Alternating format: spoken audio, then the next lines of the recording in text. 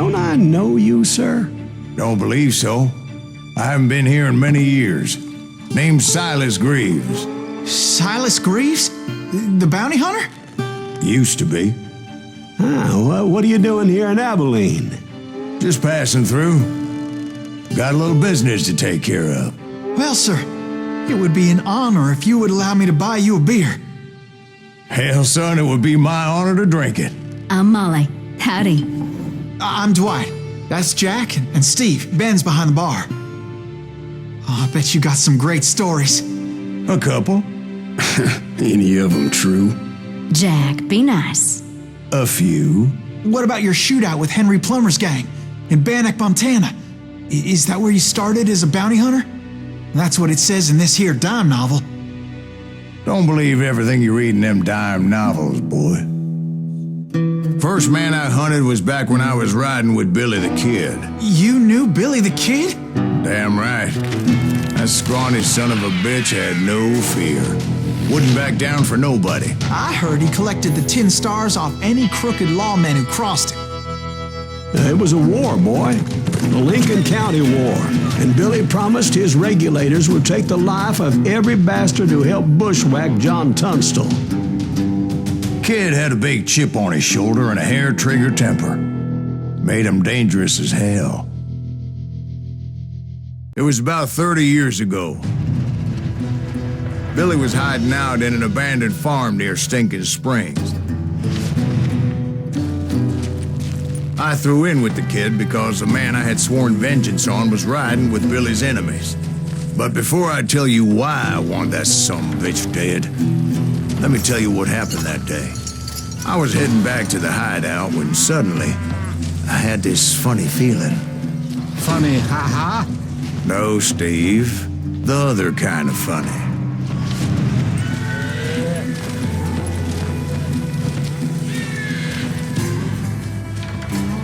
You heard Pat. Need to stay here and keep an eye on the road. That's not fair. We're missing all the fun.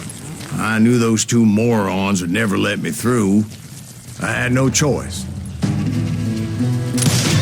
Now, shoot that sumbitch! Was it Pat Garrett's posse? Oh, yeah. I heard the shots and I knew I had to move fast.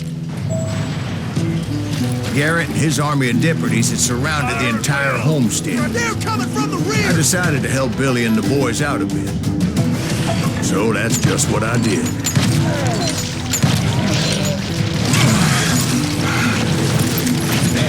Got one behind us! Stay on it! Covering fire!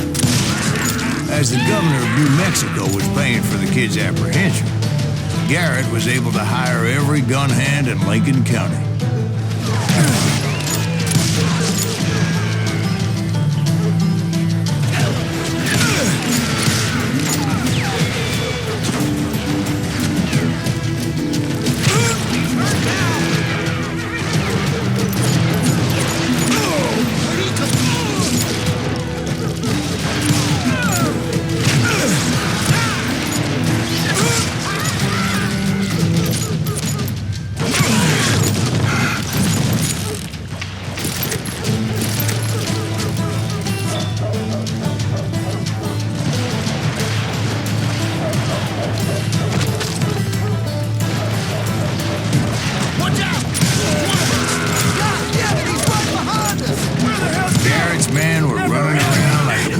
Chickens with their heads cut off. These some bitches run.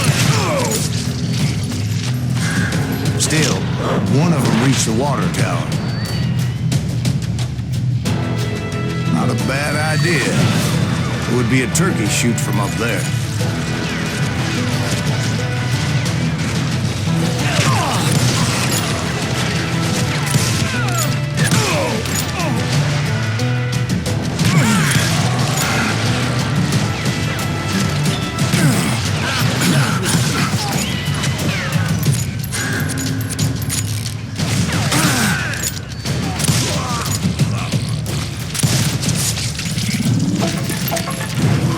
Luckily, these shooters Garrett hired weren't the sharpest tools in the shed.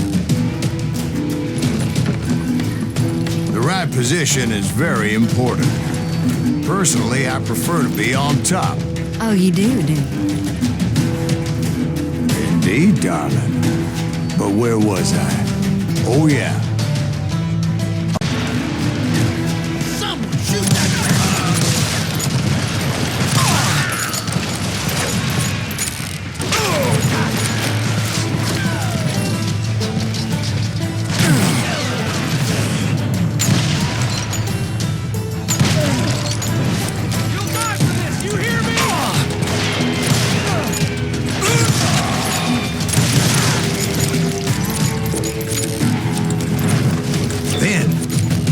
Friendly voice yelling at me from the window.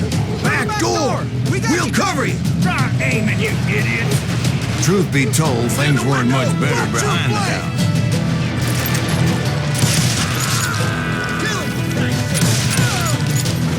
Cut their numbers in half, but that just made the ones that were left twice as mad.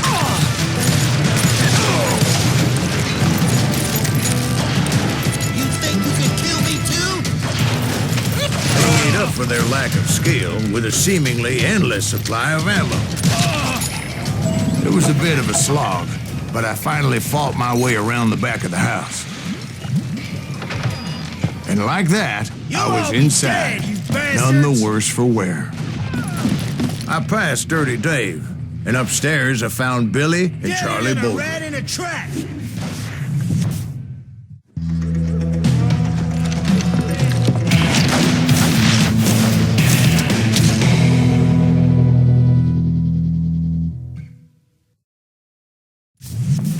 Billy looked at me and said, "About time, amigo. Grab a gun and get to the window." Wait, so you were friends with Billy the Kid? Yeah, sort of. Anyway, we were surrounded by dozens of deputized shooters who wanted to do us home.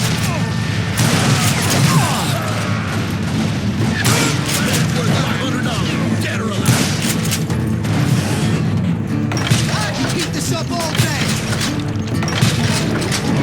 I'm telling you, Garrett's men were dropping like flies, but they just kept on coming. Where the hell Garrett got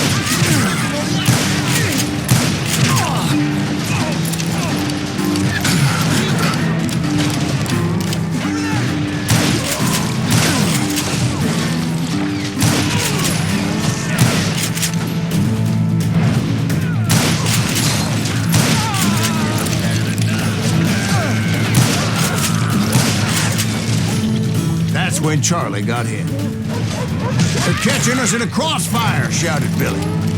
"Get to the other side!"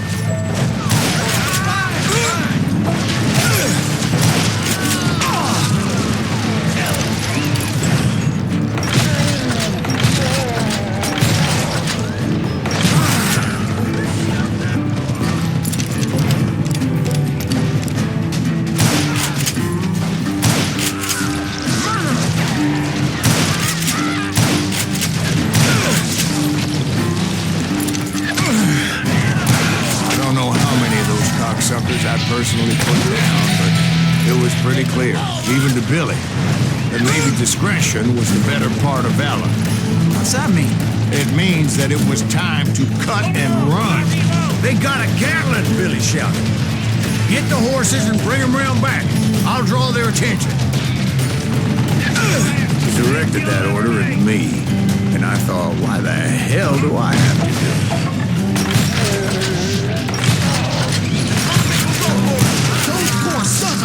Many would have fled in my place. But I had that false sense of invincibility that many young men have. Like Jack here. What are you saying, old man? Jack was just joshing. Yeah, he better be. Mr. Greaves, please continue. Please, call me Silas, ma'am. Now, where was I? You were heading for the barn. Gonna gut you like a fish! Oh. Right. Making my way past a passel of fallen logs.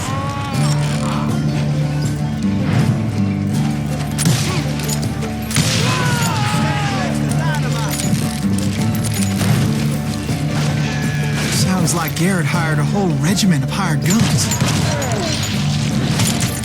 Yeah, and just when I thought I was done with them, more of these hapless bastards would pop up.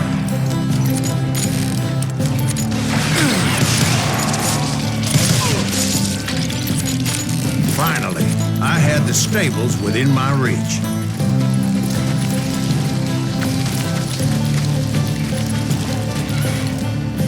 And that's when I met Sheriff Pat Garrett. I read that you went toe-to-toe with him, sir. That backstabbing bastard with that tacked-on tin star.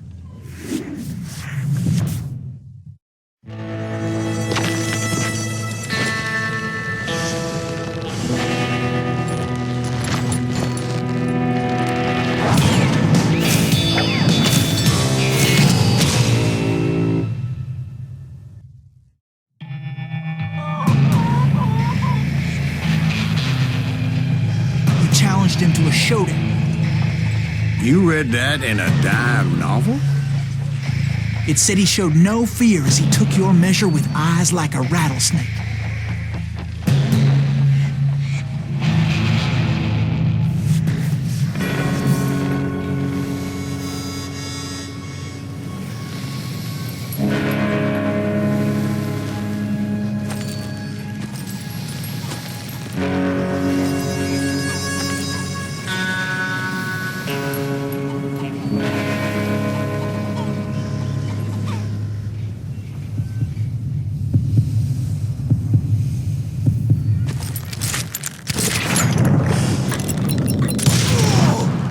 That you killed him in a fair fight. Is that what that Penny Dreadful said? No, boy. That ain't what I meant when I said I met Pat Garrett. So let me start again. I finally reached those damn stables.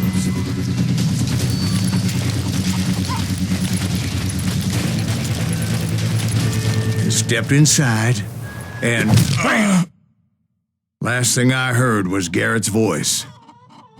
That's not Billy.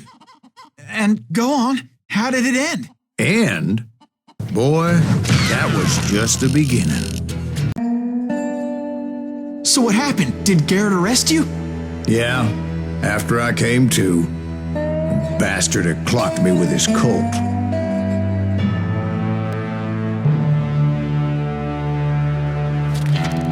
And the kid surrendered? When he realized there was no getting out of there alive. So they locked you up in Lincoln? Indeed they did. Sentenced me to hang right along with the kid. It's important to know that I was only riding with Billy so I could find the bastard I was after.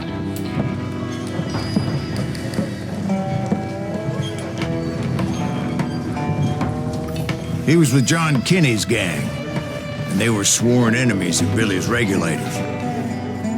Why were you after him? I owed that son of a bitch a bullet for what he had done to me and mine. Instead, all I got for myself was a goddamn death sentence. Luckily, it was right around then that I heard Billy make his move. He shot Jim Bell and a few other guards as he made his getaway. Later, they wrote that some lady friend planted a pistol for him in the privy. What the papers didn't say is that Billy helped me escape, too.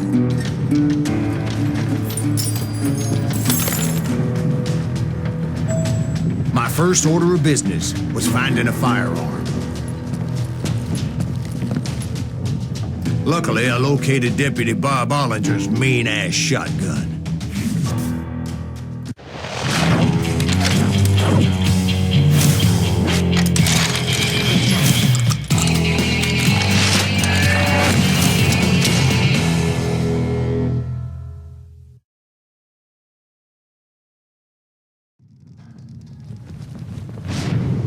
I saw Billy through the window, and he yelled that I should take to the rooftops to make my escape.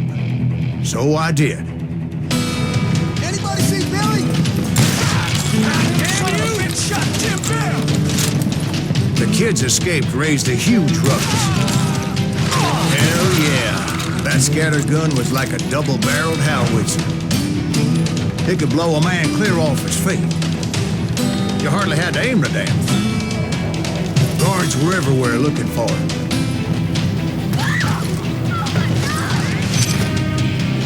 could jump from roof to roof like a damn alley cat. I followed the planks where I could, but some of that wood was slippery as hell. The whole town was up in arms. And suddenly, I was a fugitive. How the hell did the kid escape? So that bastard you were after, what did he do? He did me and my family a grievous harm. But I knew if I was ever going to find him, I would need to get my ever-loving ass out of there. I tried to be stealthy and sneak my way past. This town doesn't have a moment's peace. I knew I needed to find a hole. Though I never did have a great fondness for four-legged grass eaters. Smelly, sweaty, ungrateful beasts. We prize them too high,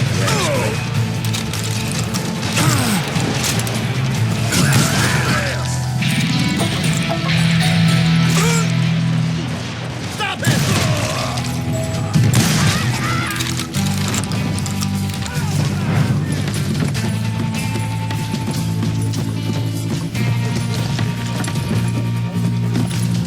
Damn town's going to hell in a handbasket. But where was the kid while you were busy getting shot at? Gone. And that's when it occurred to me why Billy set me free.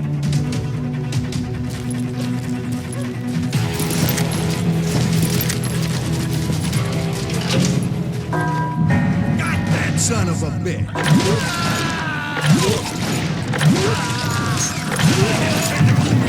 Extra decency? So I could be a hapless decoy and draw attention while he snuck out of town.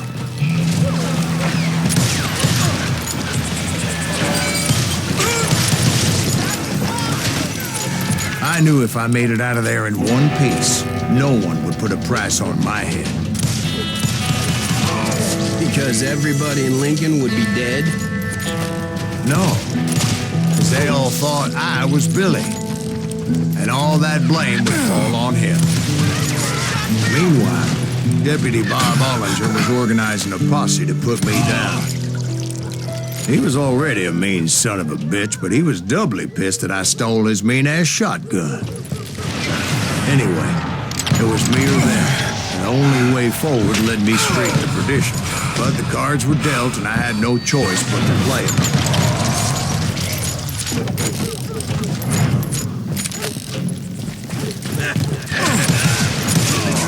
Get the weaver off the tree! On yourselves!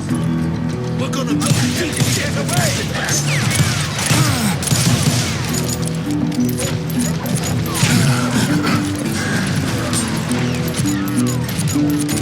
Hello!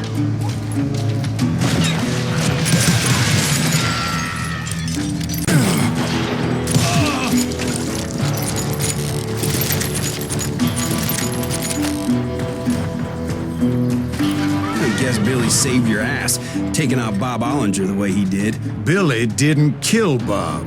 Sure he did. He dispatched him right after he shot Deputy Bell. No, sir. Because Bob came right up behind me, angry as hell that Billy had lit out. "Hello, Bob," I said. "I think you better let me go." And he says, "I don't think so, boy. Not with my shotgun." So we stood there in the middle of the street, eyeball to eyeball. He intended to kill me, and I knew I had no choice but to defend myself.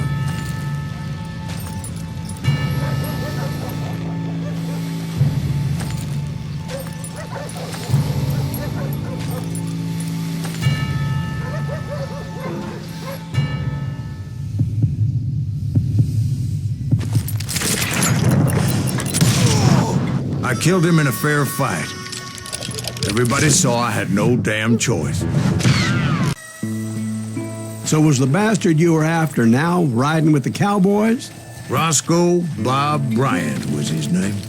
Oh, But no, this time it was a different bastard I was after. The aforementioned Mr. Ringo. And yes, he was working for Old Man Clown. I came upon them robbing a stagecoach, which wasn't surprising, being they were such murderous thieves and bastards. The bandits wore red scarves, so I knew they worked for the old man. Over there! There! I did my best to help those poor bastards.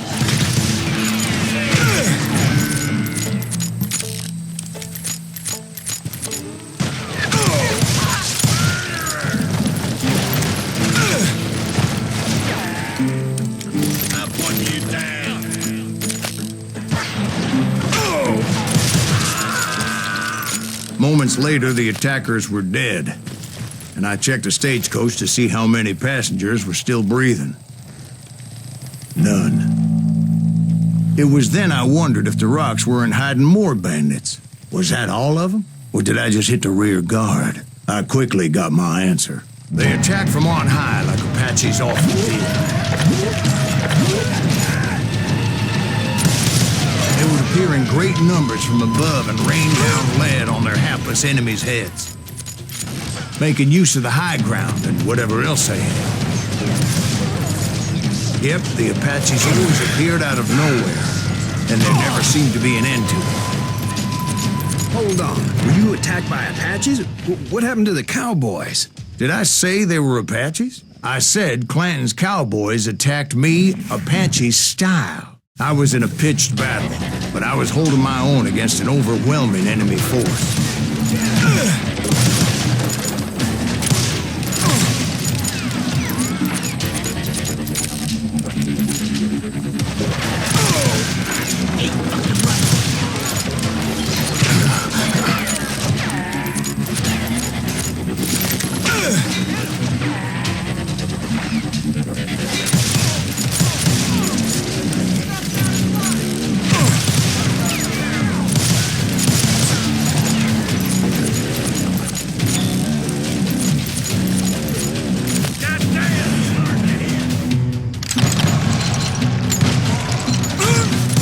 See, at the time, I was still pretty green and would often blunder into regrettable situations. But I just kept shooting at anything I could see up in those damn rocks.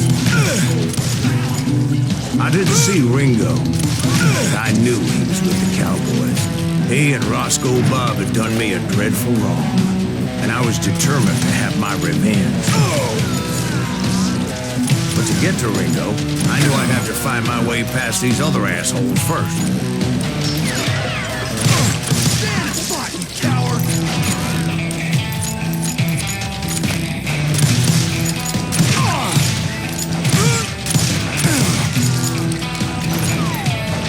Unfortunately, I was running out of ammo.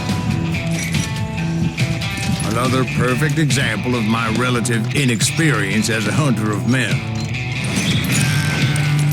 I immediately knew that a tactical retreat was called for, as my vengeful fury was much less impressive without the bullets to back it up.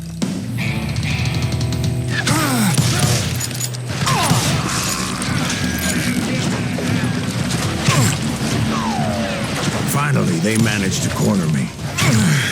Trapped as I was, the odds of my survival seemed pretty slim.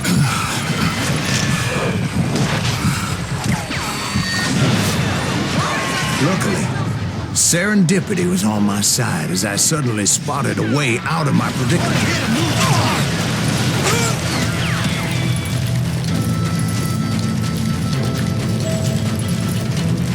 I ran ahead as if the devil himself was after me. Bullets were whizzing by my ears, but I wasn't about to roll over and die. I just kept running like there was no tomorrow. Because there wouldn't be if Clanton and his men caught up with me. As I was scurrying around those caves, I thought, what was I thinking? Going up against a gang like this? Where's he gonna run to now? I just kept running, not knowing where the hell I was going. And that's when something miraculous happened. Like manna from heaven, I found the desiccated remains of what looked like an Apache warrior. The old weapon next to him supplied me with some much-needed ammunition.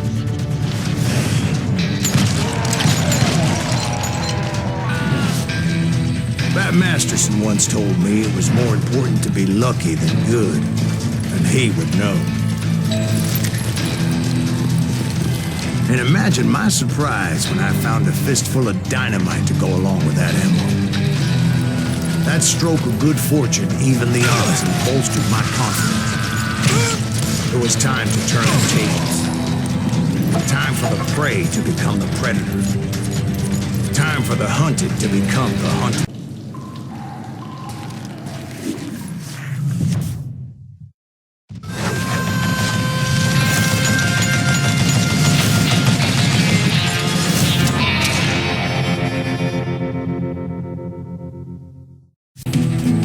Hey, let's see what you made up for! Where'd you get that? Oh. I don't know how you lived this long.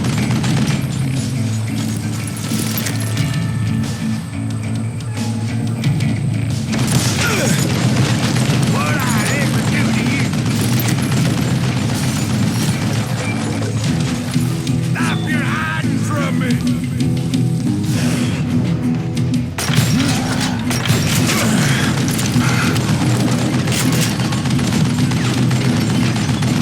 You one stupid zombie!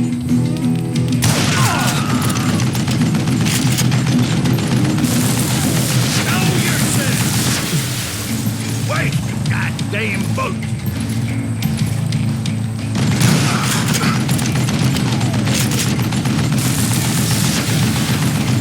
Would you just die?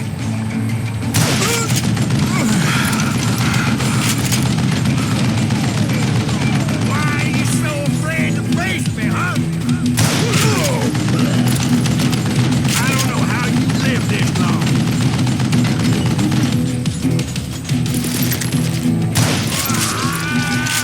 Apparently, one of the cowboys made it out of there alive and told Ike and Billy Clanton that it wasn't a Mexican who took their father's life that day.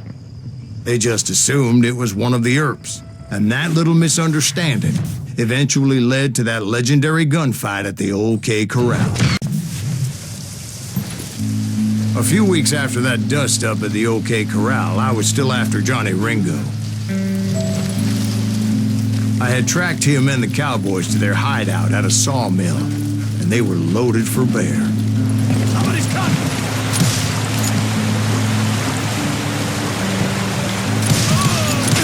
What exactly did Johnny Ringo do to piss you off? Well, him and that other bastard. Roscoe Bob Bryant? Yep. They both deserve to die, and I promise I'll tell you why. First, I need to tell you about the Cowboys' new boss, Curly Bill Brocious. Herb's coming! Get ready, boys.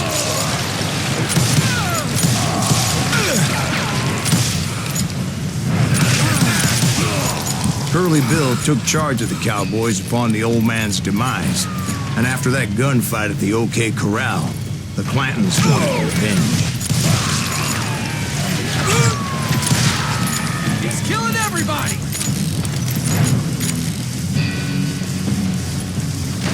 I shot the son of a bitch! So they murdered Morgan Earp and grievously wounded his older brother, Virgil.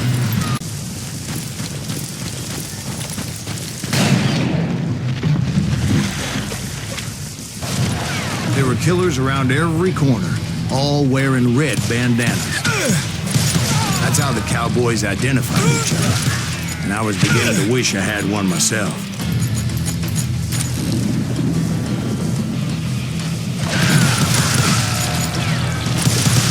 But I wasn't about to let Ringo walk away unscathed, and that's what drove me forward. They say that Ringo was infernally fast. I hardly saw anyone faster, boy. Certainly not Wyatt Earp. That man was all hat and no cap.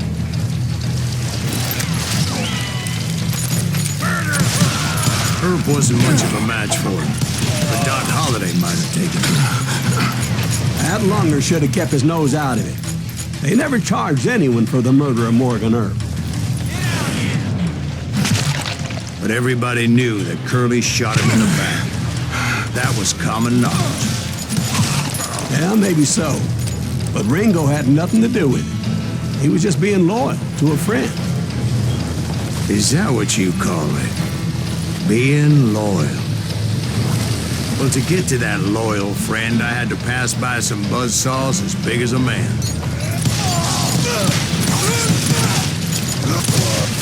Excuse me, sir. I have a question. What's that, Dwight? After old man Clanton died, why didn't his son take over the Cowboys? Because Ike Clanton was dumber than a box of rocks and a yellow belly to boot.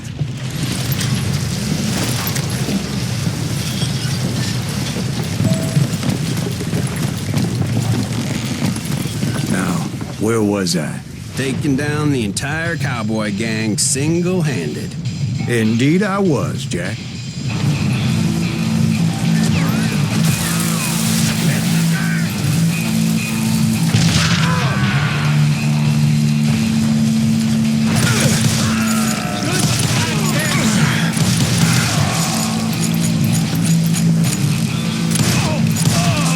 Though it wasn't easy, as those boys had good cover.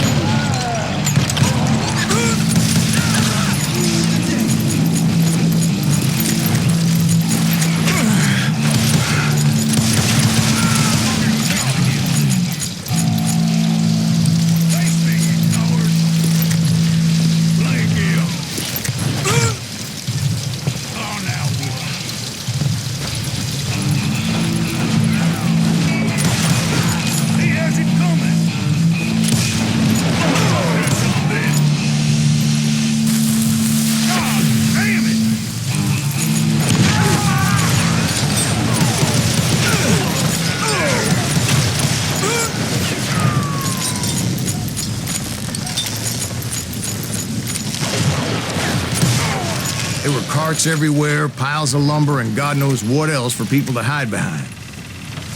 That really was one hell of a sawmill. Quite an impressive operation.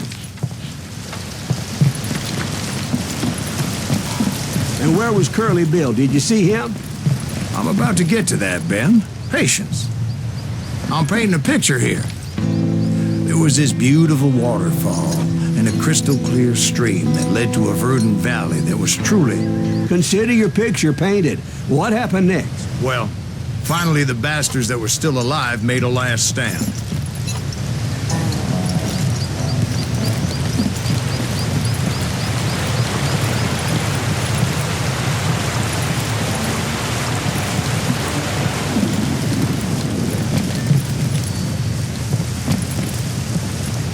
Curly Bill, Johnny Ringo, and his compadres took off into the lumber yard, and I followed after.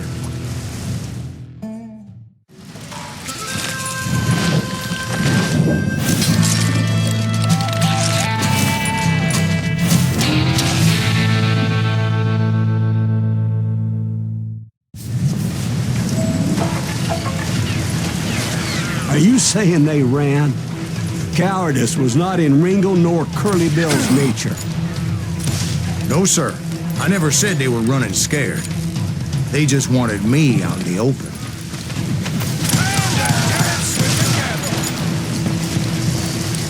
You working for Wyatt Earp?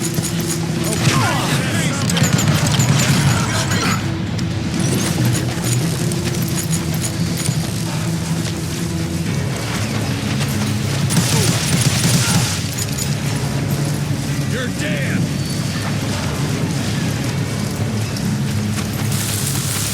Damn!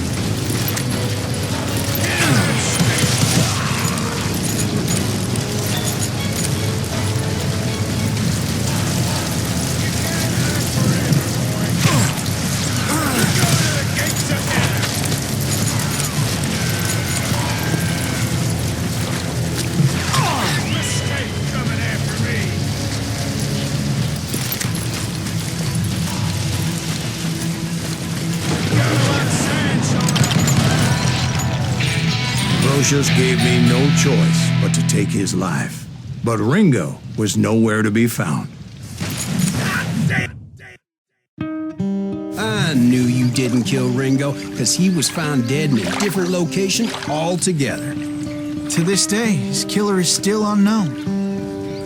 Indeed. It took me a few months before I finally tracked his ass to West Turkey Creek Canyon.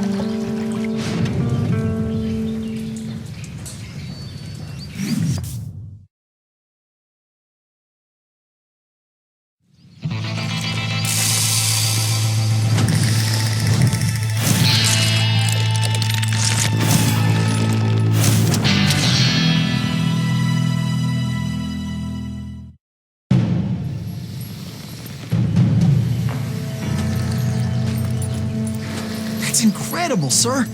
I always thought that Doc Holliday was the one that killed him.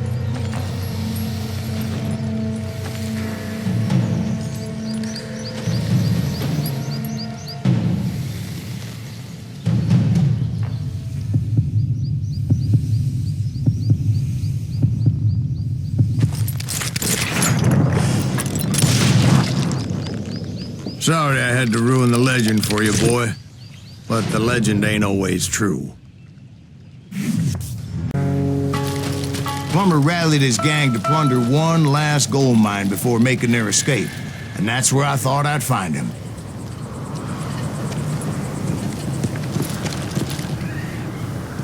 It makes me nervous standing so close to all these goddamn barrels of gunpowder. Why would you be nervous? No one has the cojones to come after us. As long as you don't light up a cigar, we're fine. As my late father pointed out to me more than once, Nothing gets past God him. made men, but Samuel Colt made them equal. Who the hell is that thing? Don't let him get a shot up!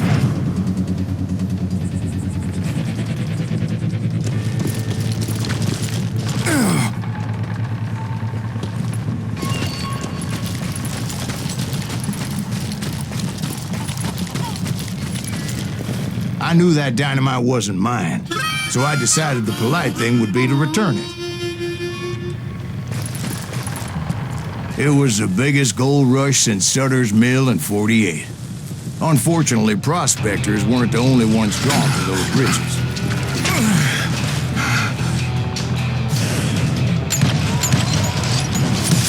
There were thieves and killers, robbing travelers and hijacking gold ships.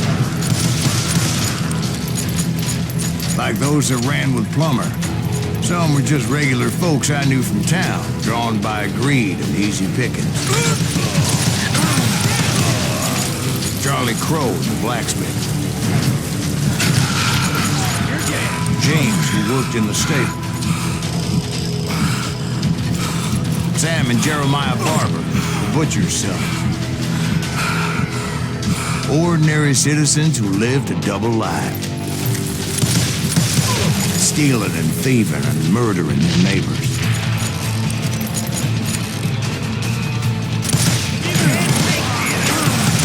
Of course, the rest were veterans of the Civil War. Stone-cold killers trained on the bloody fields of Shiloh and Antietam. If Daddy had lived to see Alfred Nobel's explosive invention, my guess is he would have told Samuel Colt to kiss his ass. Dangerous, desperate individual. Plummer had a lot of men on his payroll. A hell of a lot. That son of a bitch pretended to protect the public with one hand while stealing them blind with the other. He set up a defensive perimeter which I had no idea how to breach. I was outnumbered and in way over my head, but I was too damn stubborn and stupid to realize it. I thought I was some kind of hero.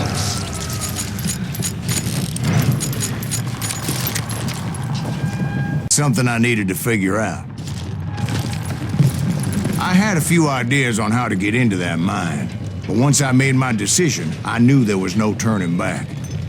So my first thought was to enter the nearest mine portal. I saw an entrance. Made sense. It was the quickest way in, but that also made it more dangerous. as there would undoubtedly be enemy pickets posted along the way.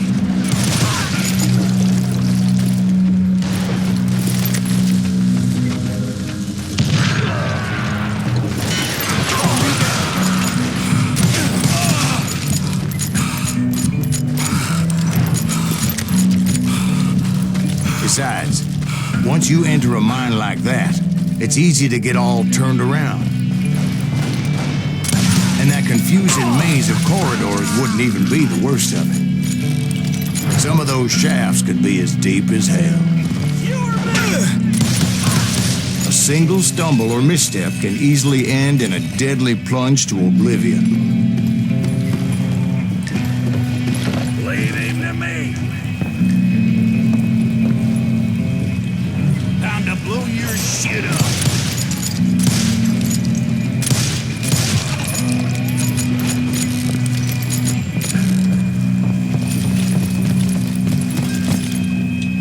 Quick reflexes often make up for a lack of common sense. Luckily, I was never one to be easily bushwhacked. I would just need to be careful not to blow myself to kingdom come.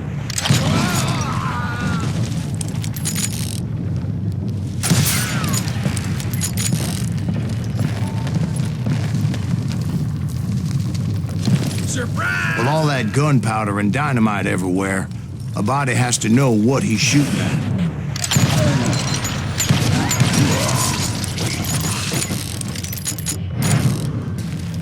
One wrong bullet could have turned that mine into a dad-blasted tube.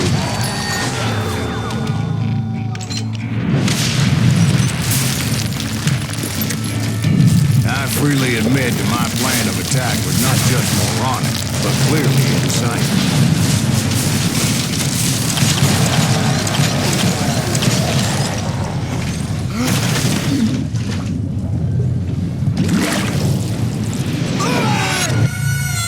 It's a good thing that I abandoned that ridiculous plan before I even tried it. Instead, I spotted a ladder, a way into the mine from the opposite side.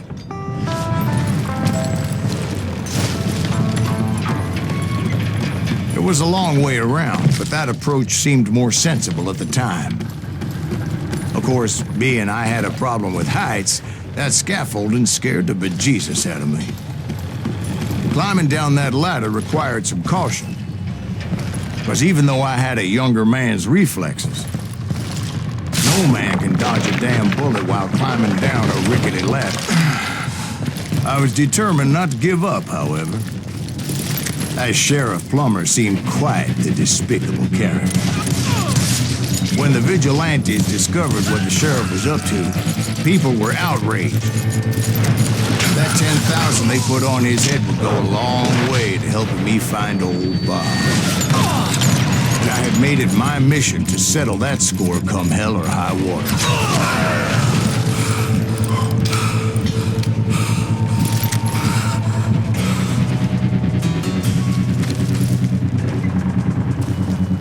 But first, I would have to make a choice. Take the elevator or climb the ladder.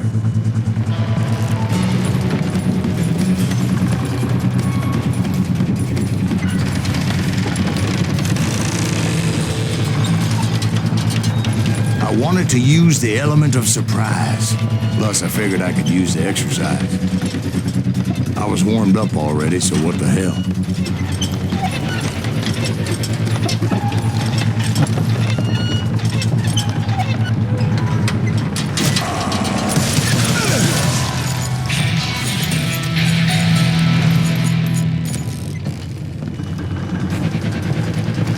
Plummer was a mad dog killer, and the people of Nevada City deserved better.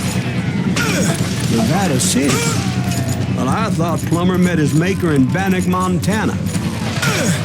Right, well, he was the sheriff of both places at one time or another, but that's neither here nor there. You ain't beefing me.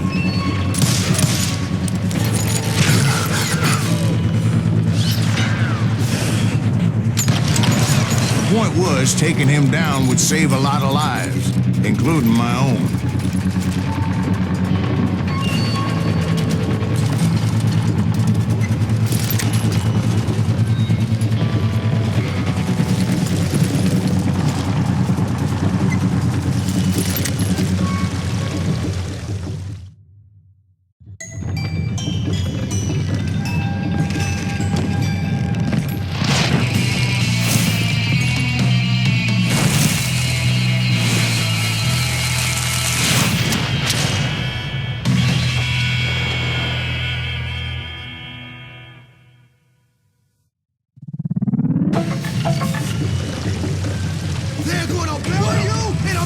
day is just getting worse and worse for you. Henry Plummer was clearly unhinged, and I could see right away that this was gonna take some doing.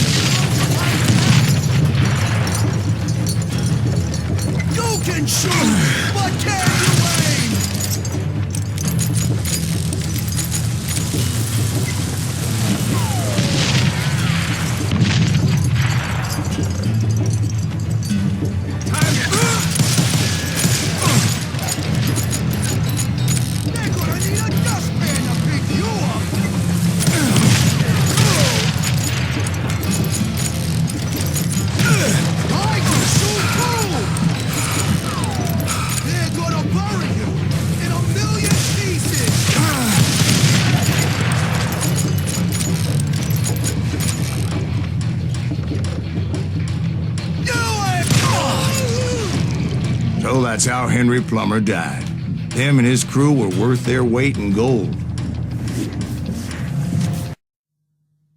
So, did you finally go after that Bob feller? Well, I heard word he was in Kansas with John Wesley Hardin. So that's where I went. Where in Kansas? Abilene. Why do you ask, Ben? No reason. Was Hardin as fast as Ringo? Ringo was fast, but John Wesley was as fast as the devil himself.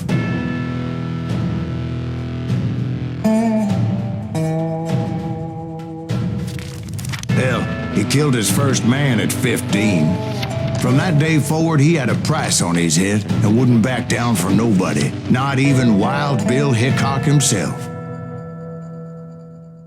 John Wesley Hardin was a killer. By the end, he confessed to taking the lives of 42 men. He was a bona fide folk hero by then, and had amassed a gang of armed miscreants and other assorted thugs. He and his men set up camp outside of town, and I was hoping Bob was among them. Shit, it's cold out here. Freezing my giblets off. Ain't right, we gotta stay out here keeping watch like this. Ain't no burst. God damn it! Shoot that son of a bitch! They didn't ask why I was there. They knew. Most of them were wanted as well. I figured Hardin was here somewhere, but to get to him, I'd have to get past his gun range. I had to spill a lot of blood to find out Hardin wasn't in that camp.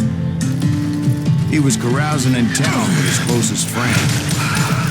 Hardin's boys apparently didn't want me to reach the Bull's Head. Some were hightailing it into town to inform their jefe of my unwelcomed presence.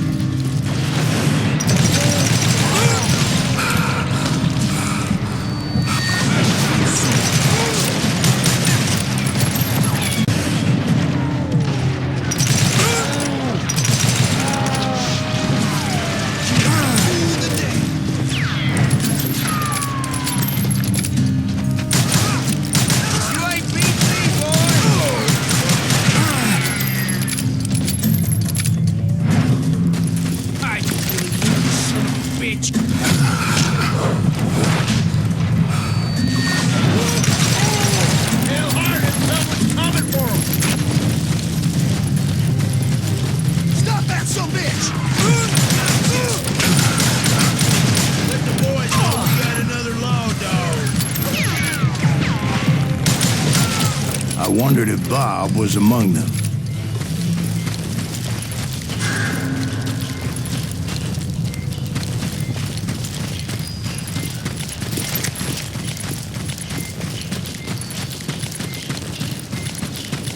And I steeled myself for the fight ahead.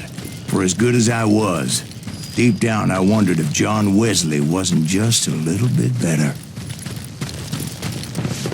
Before I could test my mettle against Hardin, however, I would first need to dispatch his cadre of hired killers.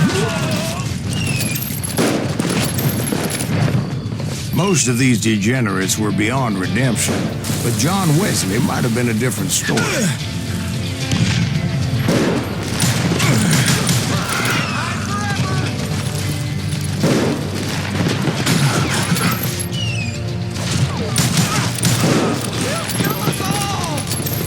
I didn't learn until later that that night was in fact his birthday celebration.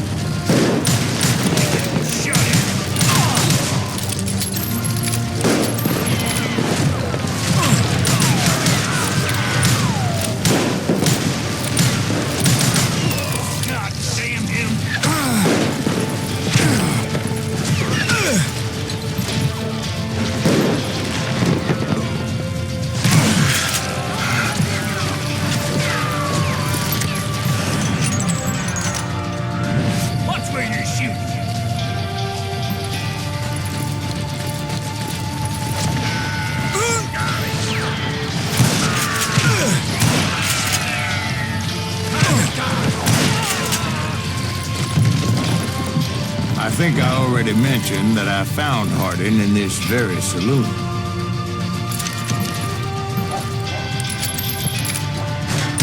Suffice it to say, nobody there was happy to see me. I'm gonna shoot you dead! I was disappointed that neither Bob nor John Wesley were among the dead. But that was short-lived, as a moment later I was facing down the fastest gun in the West.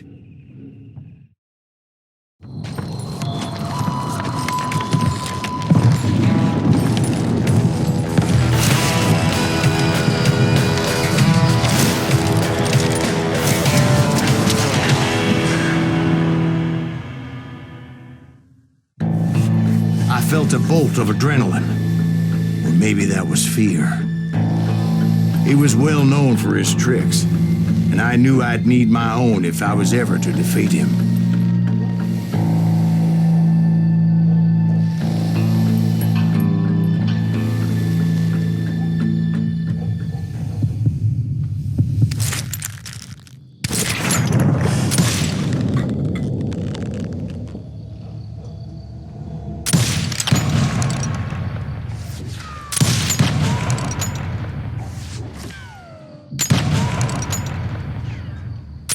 That man was faster than greased lightning.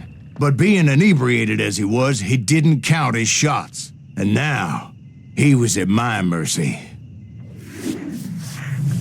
So he didn't die? No, I sent him to prison. Years later, after he was free, some restless Avenger took his life. Shot him in the back in a saloon just like this one. Anybody up for another beer? Ben? Thank you, darling. Yeah, some say revenge is a dish best served cold. So whatever happened to that Bob guy you were after? Personally, I'd like to hear some of your other adventures. Like, I don't know, did you ever go toe-to-toe with a red man?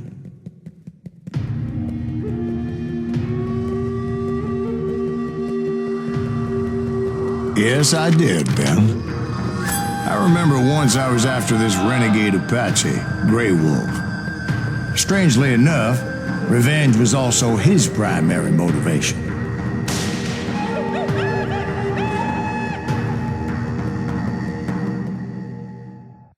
They tickled the nether regions of heaven.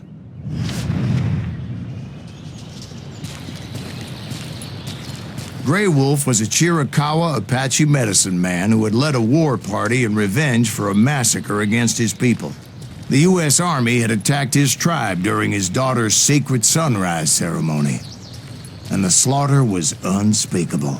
I understood his anger, as there's nothing more traumatic than seeing those you love die in a cruel and painful death.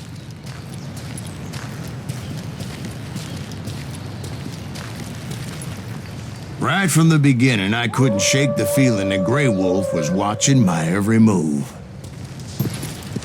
He led a band of young Apache warriors who wanted retribution and were more than willing to die for him.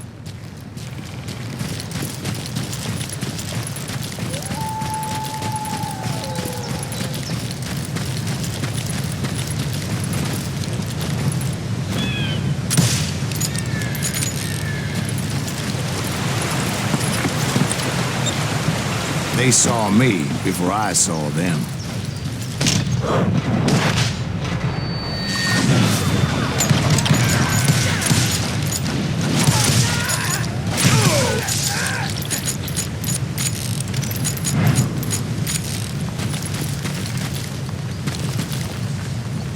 And it crossed my mind that maybe this wasn't such a good idea. But now that the shooting had started, there was no backing down.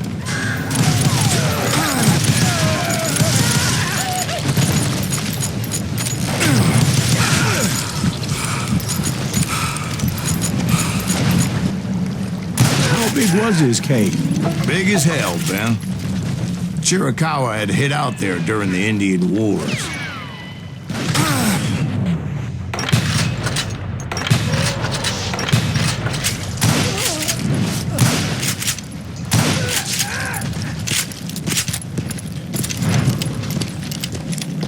They thought it was haunted with the ghosts of those murdered by the horse soldiers. The cave was haunted with dead Indian ghosts?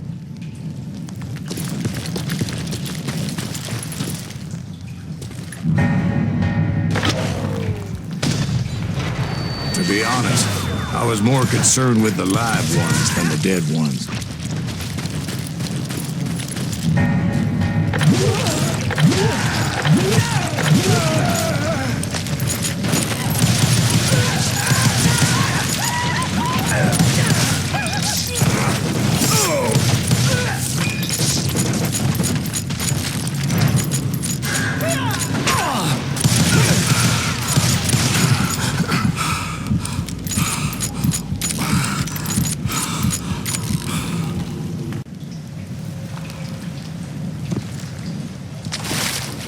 I came upon this flooded grotto, and that's when I saw him.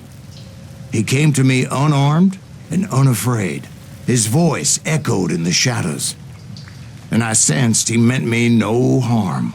You carry great darkness in your heart, and if you do not release it, it will claim your soul. The sound of his voice put some kind of ancient Indian spell on me. As his story unfolded in my mind, You will come to this place again and kill many more men, and the darkness will grow until it consumes everything that you are. A soul would have no rainbow if I had no tears. he said I was a great warrior, a coyote man, unequaled by any other pale-faced warrior, or something like that. The snakes will bite shadows of your past until a venom poisons your heart, and an echo of the song of the dead summons the spirits deep from within the mountains.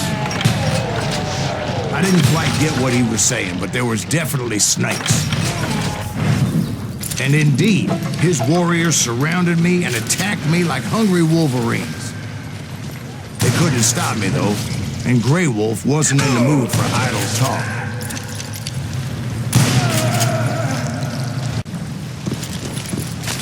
I felt like I would be lost in that damn cave forever.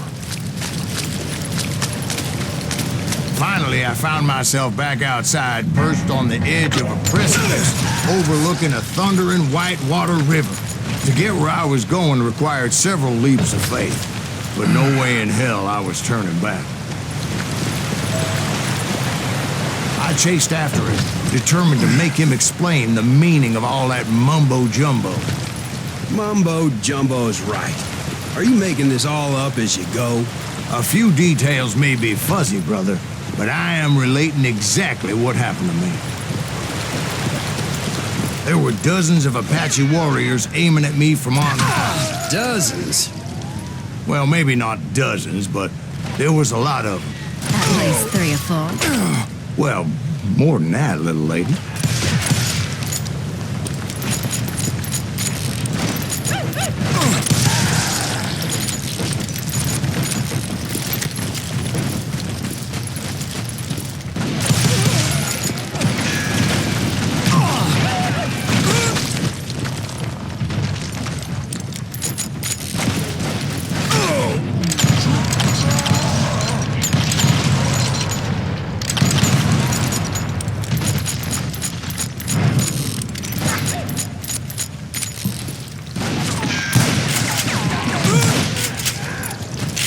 A steep climb up creek ahead of me and scrambled up those rocks like a mountain goat. I was determined to locate Grey Wolf and find out exactly what the hell he was trying to tell me. And wouldn't you know it, that crafty son of a bitch led me right into a trap. What kind of trap? Well, son, there had to be at least 100 Apaches surrounding me. 100? God be my witness. Oh, come on. Who are you kidding? Hey, I believe you. Come on, tell us how it ended. All right, but I'm not gonna drag this out. Where were we? You were surrounded by 100 Apache warriors. Well, I didn't take the time to count them exactly, but there were a lot of them.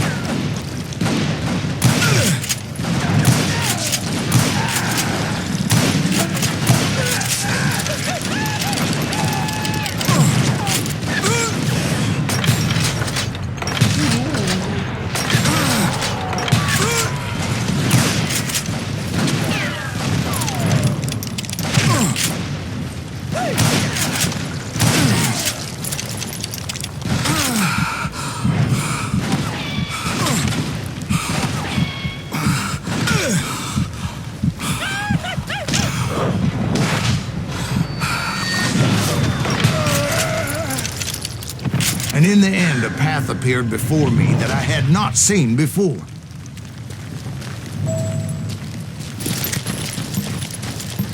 I followed it as I desperately needed to find out what Grey Wolf was trying to tell me.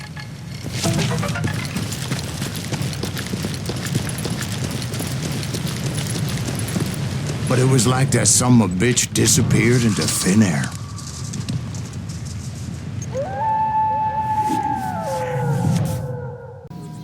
Before they could get away, half the town took up arms to defend their property. We got us a hero. Put some holes in him! Okay, now you're really pissing me off.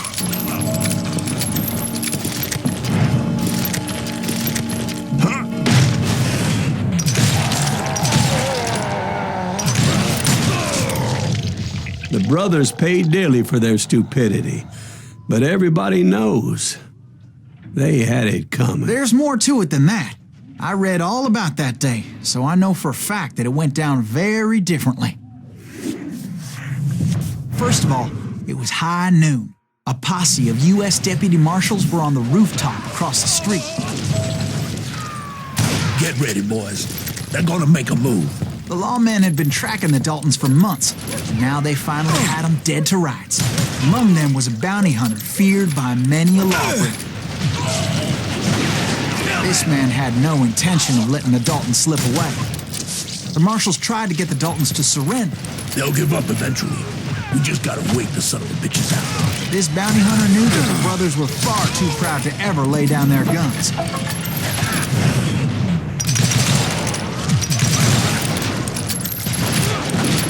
He went in there alone to confront those criminals. One of the marshals shouted, "Where are you going? Are you crazy?" Hey, where do you think you're going, dumbass? That rifle's mine. But he paid him no mind. He saw a way to get around to the back of the bank. Then he figured out how to hit the Daltons from a direction they weren't expecting.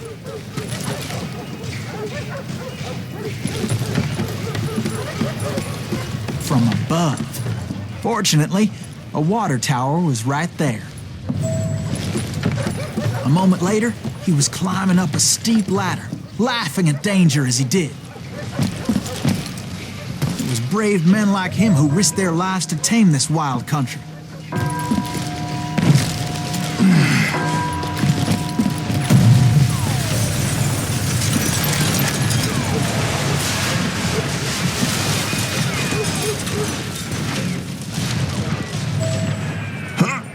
We've got company. Heroic men like him, who did what other men couldn't or wouldn't to make this country free. Is that Silas Greaves? Son of a bitch! Jim Bowie, Davy Crockett, who died defending the Alamo.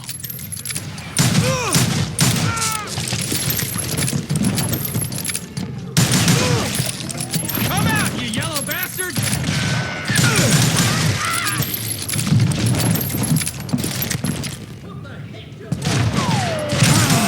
Brother, I'm gonna make...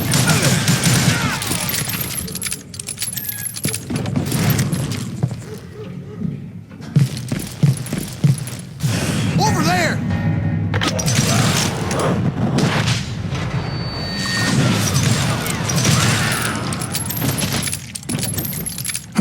That's Silas Greaves. What the hell? Now you're Blam! Blam! He came away victorious, taking down those thieving Daltons. Show yourself, coward!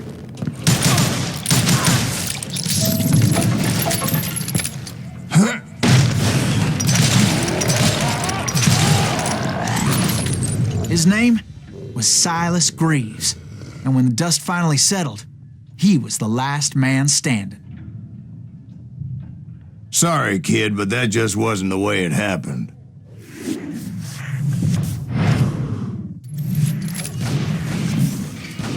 It was early evening, not high noon.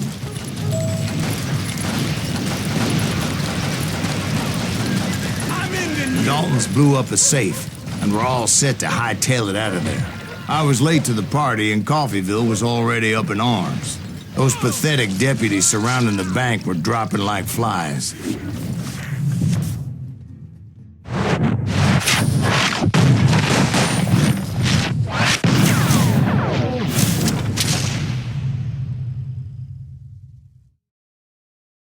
I'd been tracking those jokers for months, waiting for them to do something reckless. Boy, you are shit out of And finally, they did. Those stupid bastards decided to rob 2 banks at the same time in the same town where everybody knew them. But they still had friends in Coffeeville.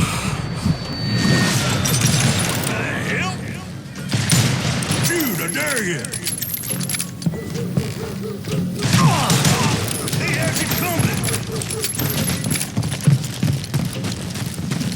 Waste your bullets! Go ahead!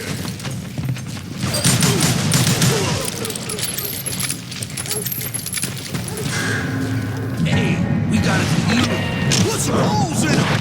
And those friends came after me like a pack of wild dogs, tooth and nail. They were coming at me from all directions.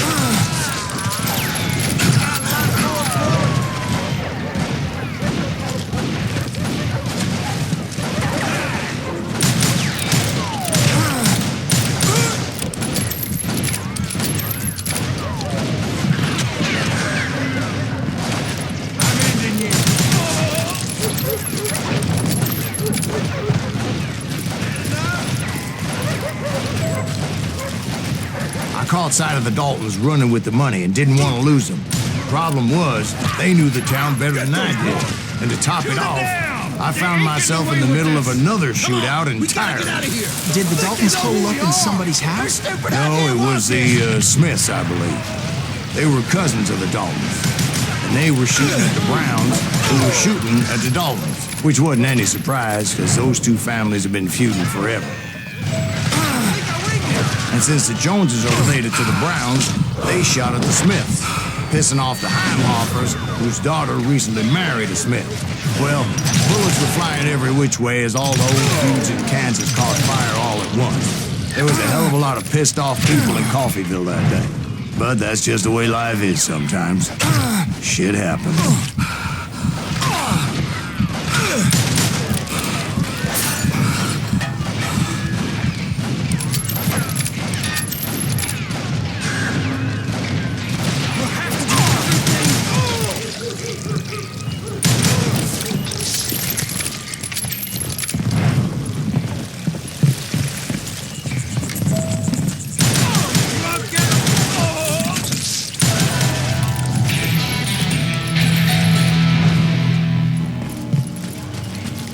The Dalton boys knew I would never give up.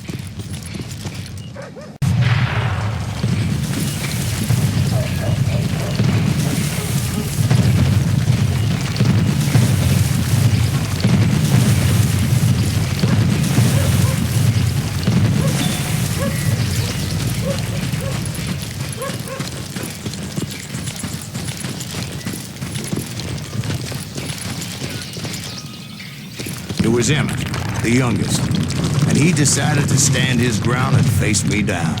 I ain't afraid of you, Silas Reeves. This is where it ends for you. He was determined to protect his brothers, and I understood how he felt. Taking me on all by his lonesome wasn't exactly a recipe for a long life.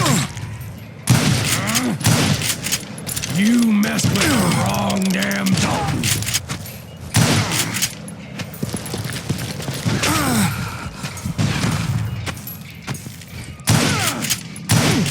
I'll blow your head clean off!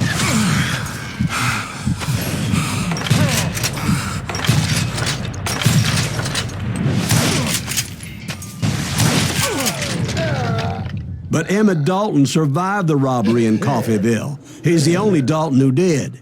They say he was shot 23 times. Well, Dwight, who do you think put all those damn holes in him?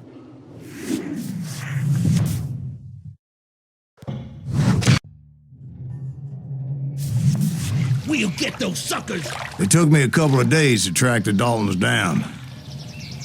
They can't get away with this! And in that time, a whole posse of local vigilantes offered to lend a hand. We'll track them to the ends of the earth. They seemed as determined as me to find those outlaws. But as we headed into those swamps, it was like I had my own private army. There was no way those boys were getting away this time. It was early fall, right? Beautiful time of year. At least you had the weather on your side. Not by my recollection. It was damp and foggy as hell. It was tough to stay on a true course, so we kept an eye out for landmarks.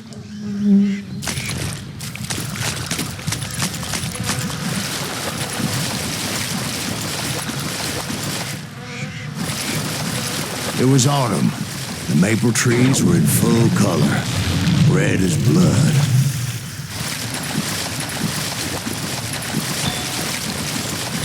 The rains that year were torrential, so the whole area was flooded. The vigilantes had spread out wide, and pretty soon I couldn't see anybody. Bury them in the swamp! Plant them where they stand! Except for some bitches ahead of me wanted to do me harm. But just ended up falling inside. So, how did you get out? The barn doors was open. About right then, I saw some suspicious characters running through the bushes. Of course, I followed them. But that goddamn swamp was like a goddamn maze, and pretty soon I had no goddamn idea where I was. Steve? So I just started walking, and pretty soon...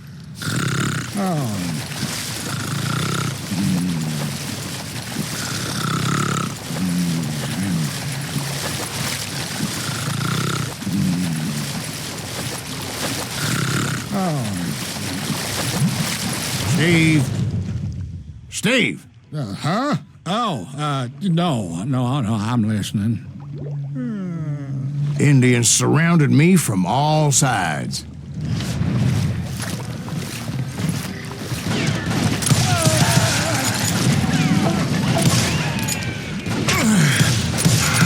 Indians? They were Indians?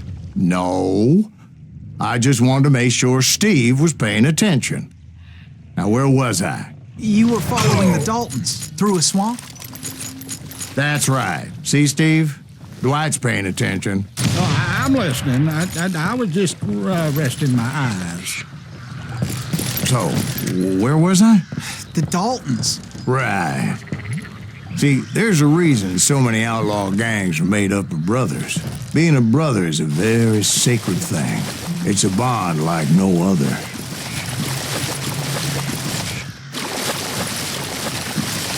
Bounty hunters! Stop that, son of a bitch! So did you ever find the damn Daltons? Not yet. But I did find a few of their cousins. You Kansans breed like rabbits. More Smiths or Heimhoffers or who knows what. But hey, what's more important than family? I bet Ben knows what I'm talking about.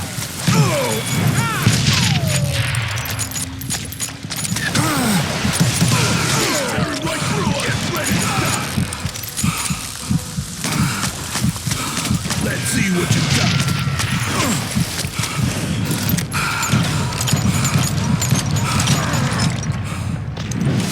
God damn you! Bury him in the swamp.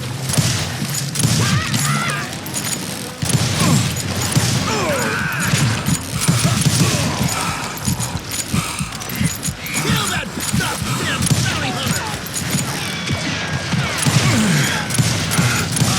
I think we got his camera up. You're a dead man!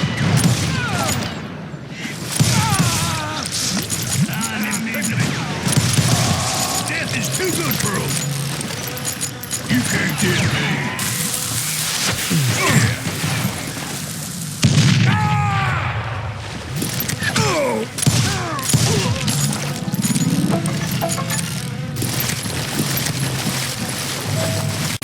That's when I saw it. A goddamn steamboat.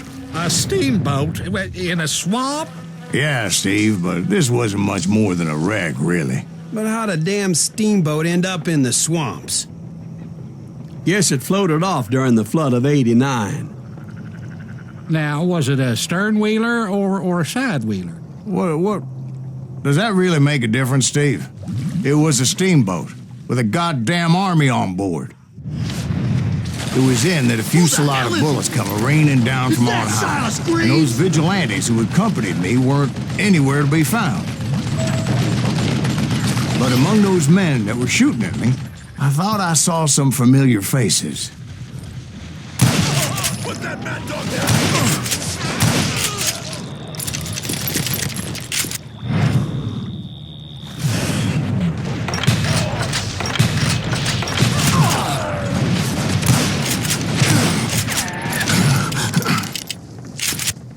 This son of a bitch is pissing me off!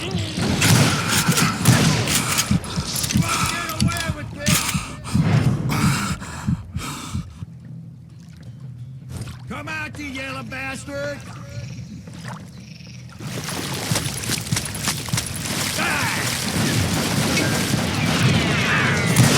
Somewhere up there, the Daltons were waiting on me.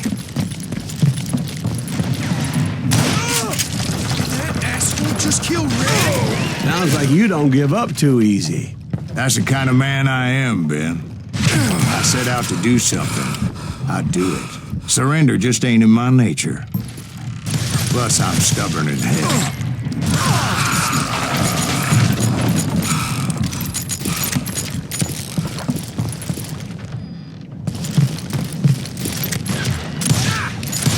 I'll live.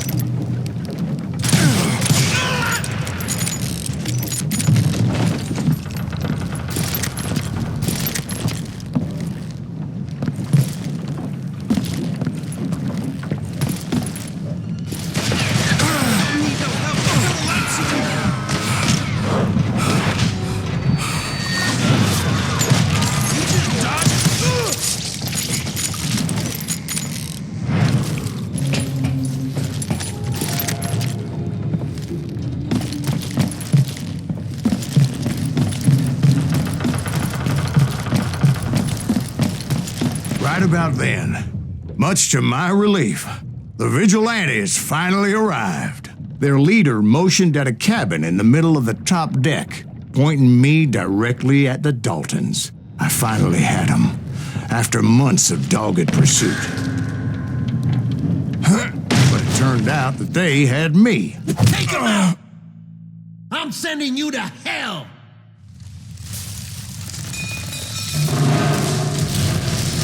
The Daltons had played Not me so like a tough fiddle. after all, is it? Apparently, the vigilantes were on their damn payroll. They didn't just want to shoot me. They wanted to burn me alive.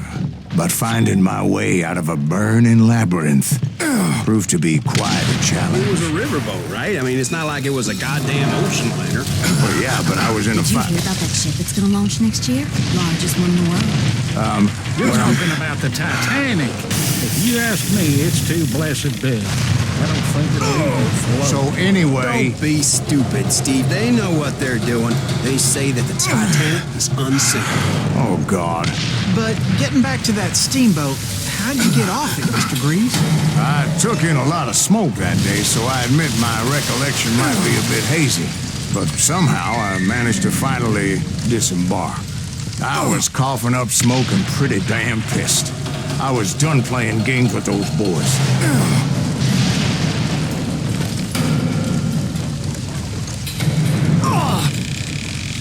Pissed. I was done playing games with those boys. It was time to settle this once and for all. Somebody kill that son of a bitch! Someone kill that bastard! Bury him in the smoke!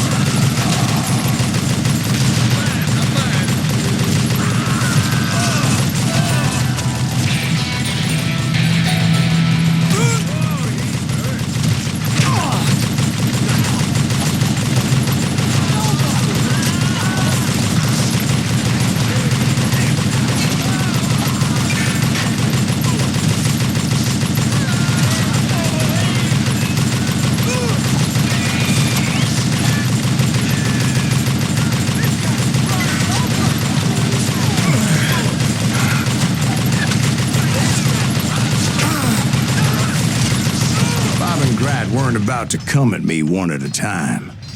They were in this together. Two brothers side by side, determined to take me down. Confident that this time the odds were on their side.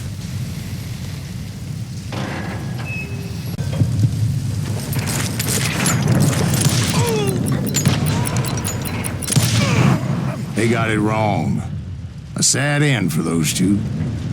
If they'd only known that Emmett was still alive despite his wounds.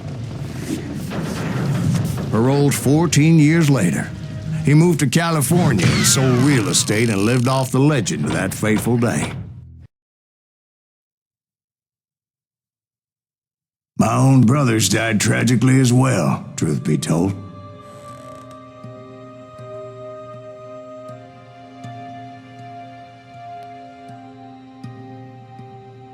It was 1868, and me and my older brothers were pulling a tidy profit running cattle into Juarez, Mexico. One night after my brothers retired for the evening, I found a little poker game in a cantina with a couple of cowboys. And I just couldn't lose. I even won an old Spanish coin that had to be 100 years old. Well, I was mighty pleased with myself the next morning as my brothers and I rode for Texas. But before we crossed the border, those cowboys caught up with us. It was Johnny Ringo, Roscoe Bob Bryant, and another asshole named Jim. They wanted their money back and everything else we had, including our lives, as those boys didn't want us coming for them later. Bob put that old Spanish coin in my mouth and said, "I won't have it said that I left you with nothing, boy." Well, those horses bolted, and there we hung as those bastards rode away. The branch finally snapped under the weight of the three of us, but being my older brothers were bigger and heavier, they were already dead. And right then I swore to myself that I would avenge them. Ringo you know about. But Bob eluded me, until I heard he was riding with the Wild Bunch.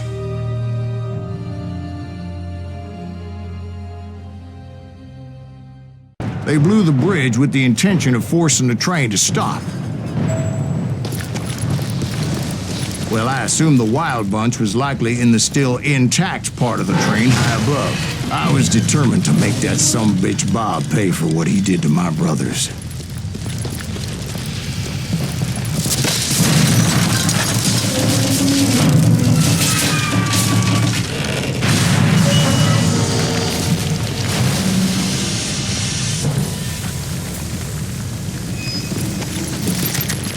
I found the device they used to blow the tracks, so I knew I was headed in the right direction. My ears are still ringing from blowing up that bridge. Well, I made my way off unscathed and came upon a few members of the gang and had no choice but to dispatch them. From there, I had to negotiate an even more precarious route. But first, I would need to get my ass out of there.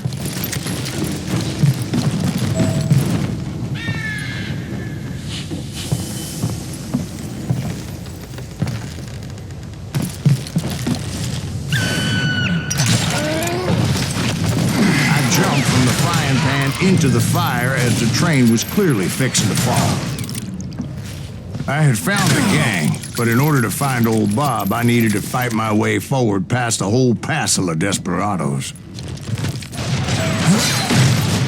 Outside, inside, any way I could, I made my way towards my prey. Well, what about the passengers?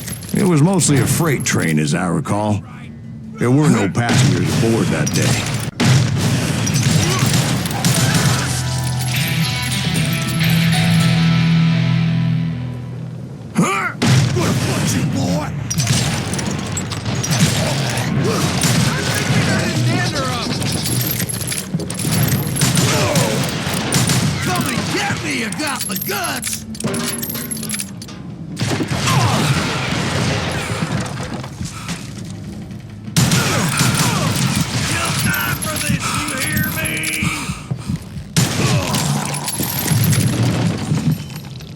As I mentioned before, I am not fond of heights, but I was too busy dodging bullets to worry about falling to my death. Odds were I was likely to die that day anyway. So I was determined to take down as many of those bastards as I could. You murderous bastard! Now, you yellow bastard!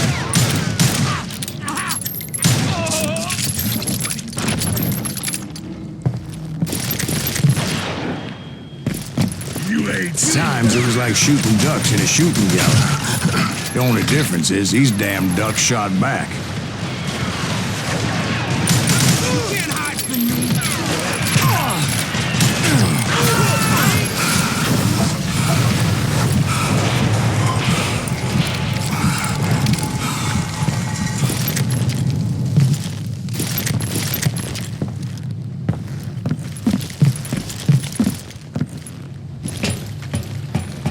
I kept hoping the law would show up and give me a You hand. mean like that giant Pinkerton posse that I read about?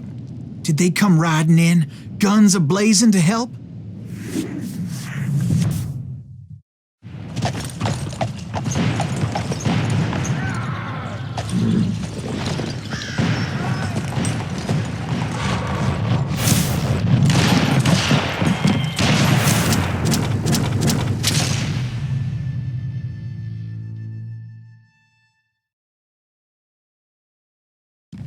Help? From the Pinkertons? No, son. I had to fight the wild bunch all by my lonesome, as usual. Who the hell is that?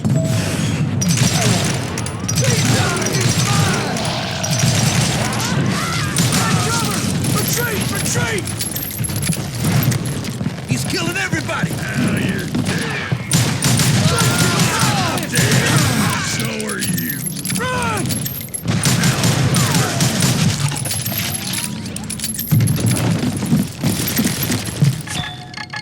Huh? Thought you were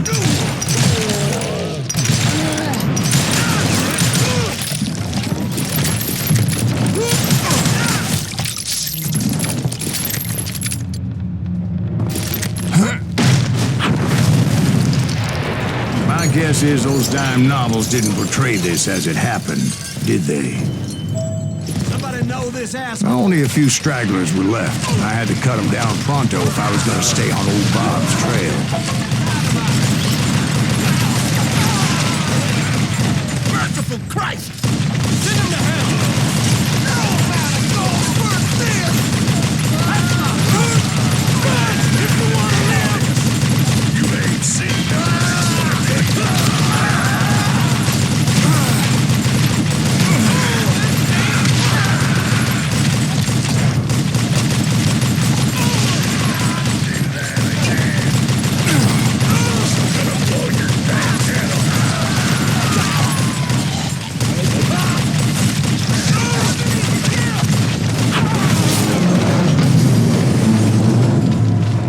Once I silenced all those guns, I went searching for my nemesis, determined to finally have my justice. But the only survivor who welcomed me was George Flat-Nosed Curry. Who was he? The fastest gun in the gang.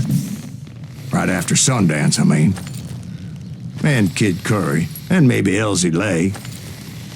Though some folks might dispute that.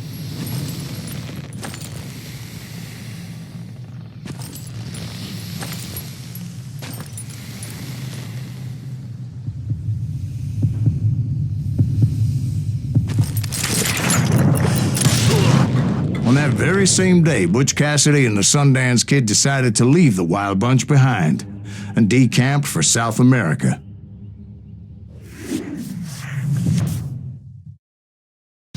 I tried to find Bob Bryant, but it was as if he'd disappeared.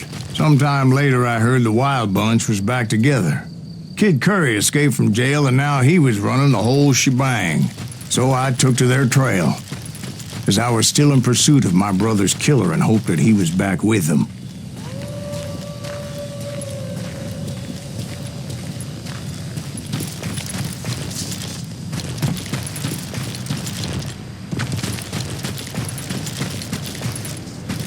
That Kid Curry's kinda crazy, ain't he? Don't let him hear you saying that. Anyways, I tracked those boys to a camp right outside Parachute, Colorado.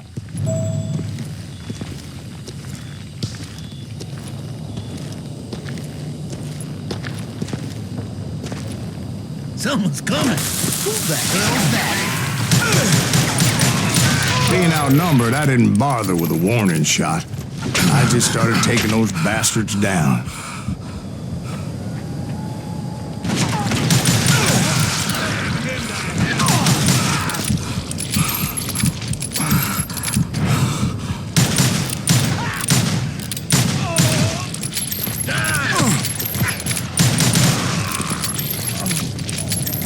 Old Bob wasn't among them, and neither was Kid Curry. I could sense him close by, however, plotting something nasty. I just needed a clue as to their whereabouts. And I found one. A map with their bold plan clearly marked. This time they were fixing to blow up a train trestle. Property of the Union Pacific.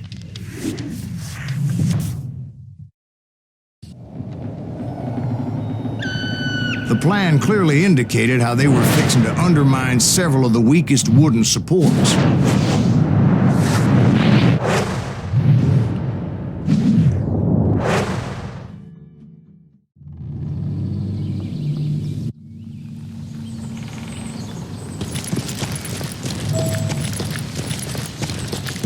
Kid Curry was considered the wildest of the wild bunch.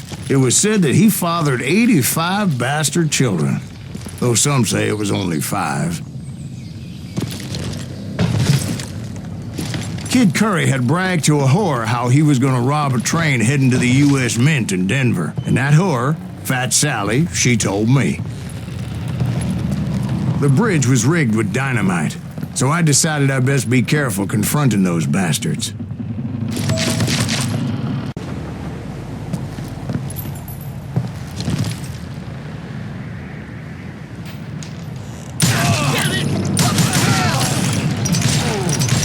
But the wild bunch did not take kindly to my presence and attempted to blow my head off. It appeared the kid had found a number of new recruits to bolster their ranks. Yes, there's always desperate men willing to trade their lives for stolen treasure. You're done.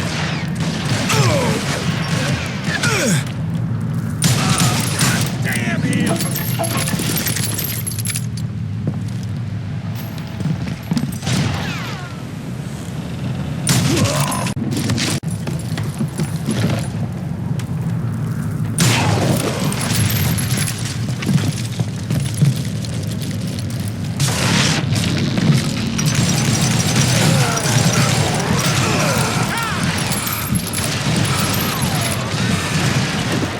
Why don't somebody shoot him? You'll die for this, you hear me? So that was all the dynamite? Funny you should mention that, darling. As actually there was a fourth charge impeding my progress. Are you some kind of maniac? Murderer! This ain't right. Once I removed it, my path was pretty clear.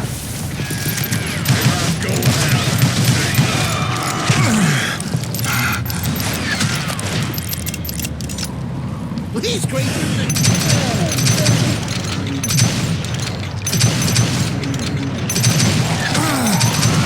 Hey, I shot the son of a bitch.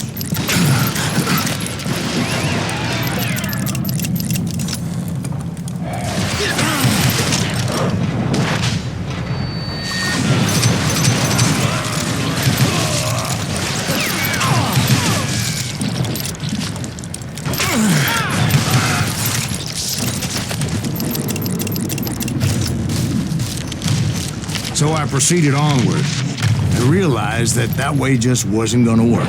I needed an alternate path forward.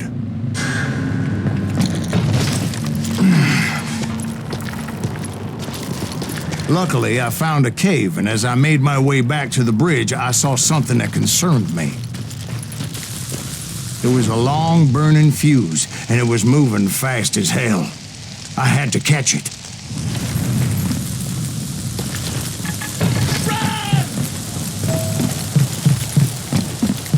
The burning fuse was so damn quick, I had to run like the wind. I almost had it, but no. Thought I was gonna have a coronary when I lost sight of those sparks. My heart was pounding like a sledgehammer. I knew that failure meant boom. Then, finally, at the last moment. Whew. Of course, I was successful, or clearly I wouldn't be talking to you folks here today. Naturally, I removed the last dynamite charge. Well, it was a touching reunion.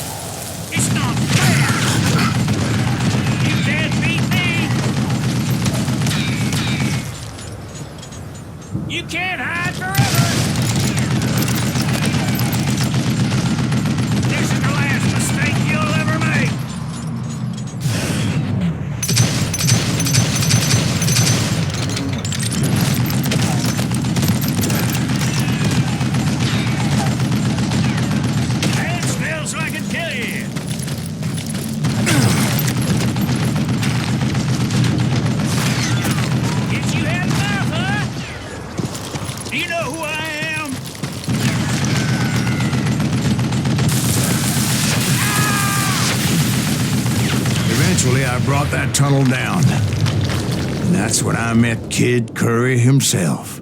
He had decided to stop pussyfooting around and deal with me personally.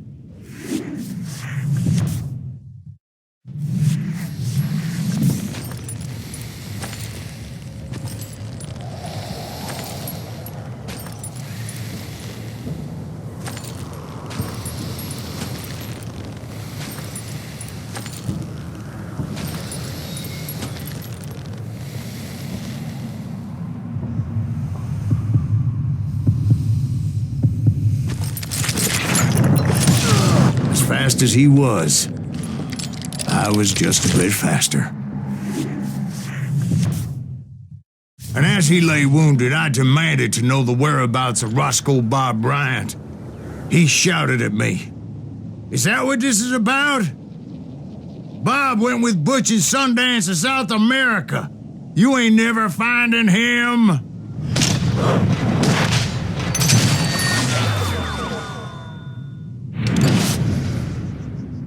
Those were his last words.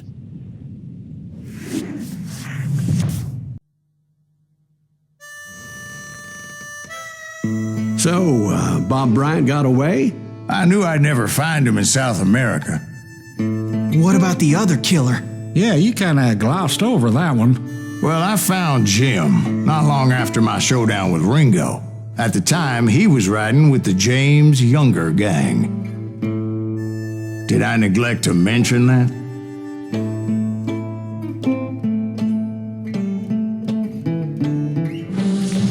Jesse James? The greatest outlaw who ever lived? Jesse and his kin rode with Quantrill when he raided Lawrence, Kansas, and killed near 200 people, boy.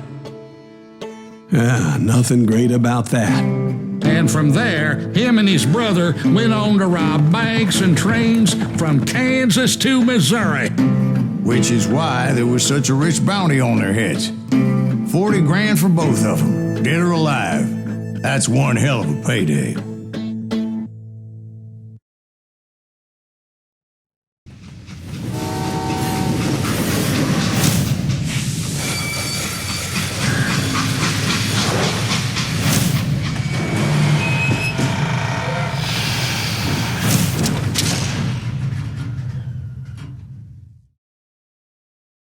They hopped a freight train, having heard there was a big payroll in the express safe. So, I hopped the same train.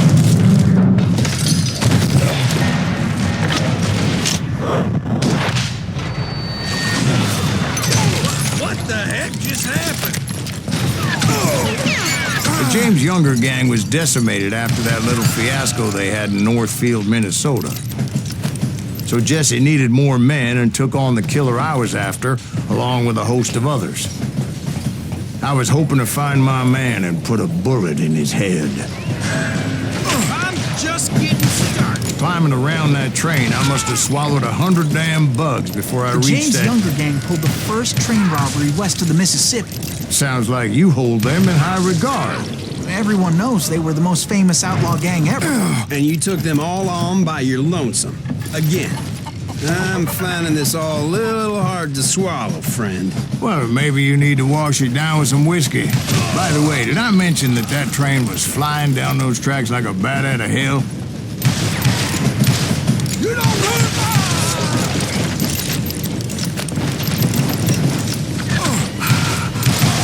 That asshole just killed Red?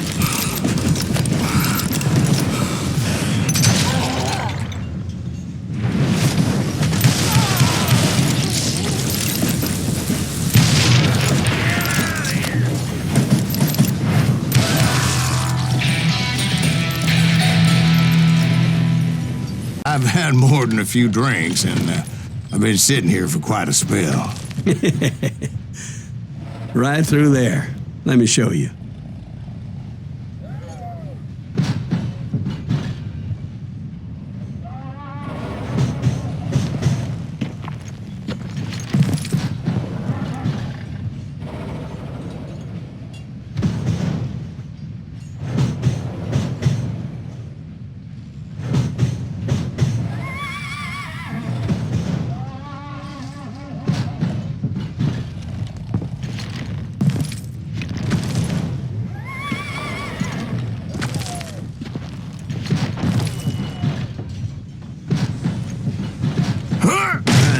So much malarkey in my life. You think he's bullshitting us? You don't think he's Silas Greaves? I think he's just some old drunk looking for some free liquor.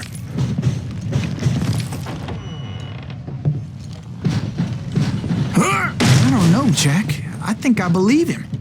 You don't think he met Jesse James? Boy, you gotta be kidding me.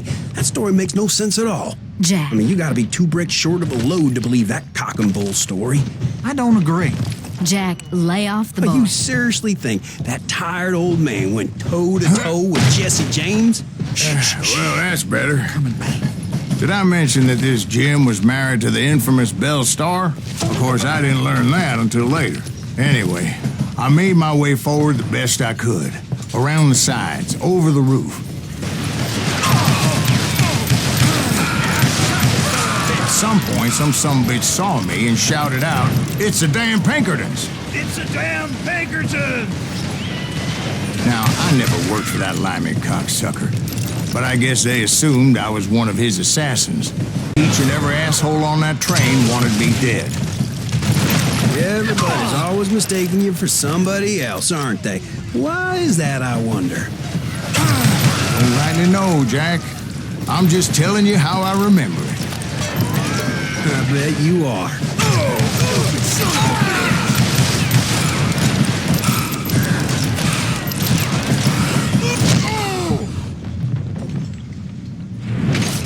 God damn you!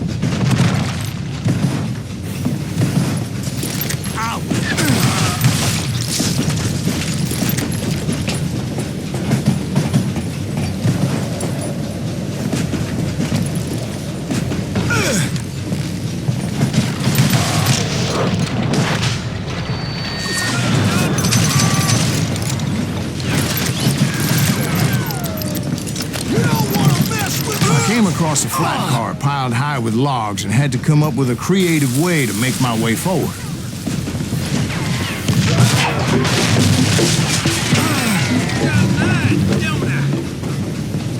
I wondered if I was ever going to find the front of that train, or the bastard I was after. Jesse hired a damn army after Northfield. Guess he didn't want to be outgunned like that ever again. Right about then, I was attacked by some asshole on a Gatling gun. Well, seems like you run into a lot of Asshole? Gatling guns. Guess I did. Now, I don't remember how I took it out. It was either a bullet or dynamite. Where would you find dynamite? Does it really matter, Jack? You're messing with the flow of the story here.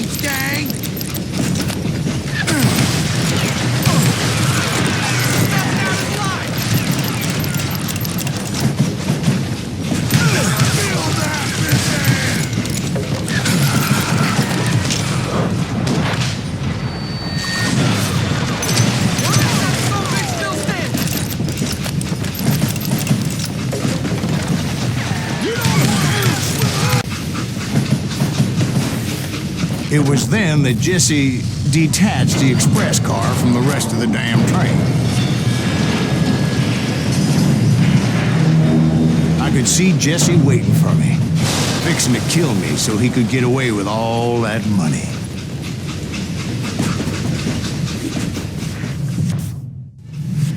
You had a showdown with Jesse James?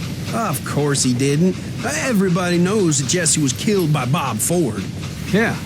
Jesse went out like John Wesley Hardin. Coward shot him in the back of the head. Guess it doesn't matter how far you run, does it, Ben? Your past always catches up with you.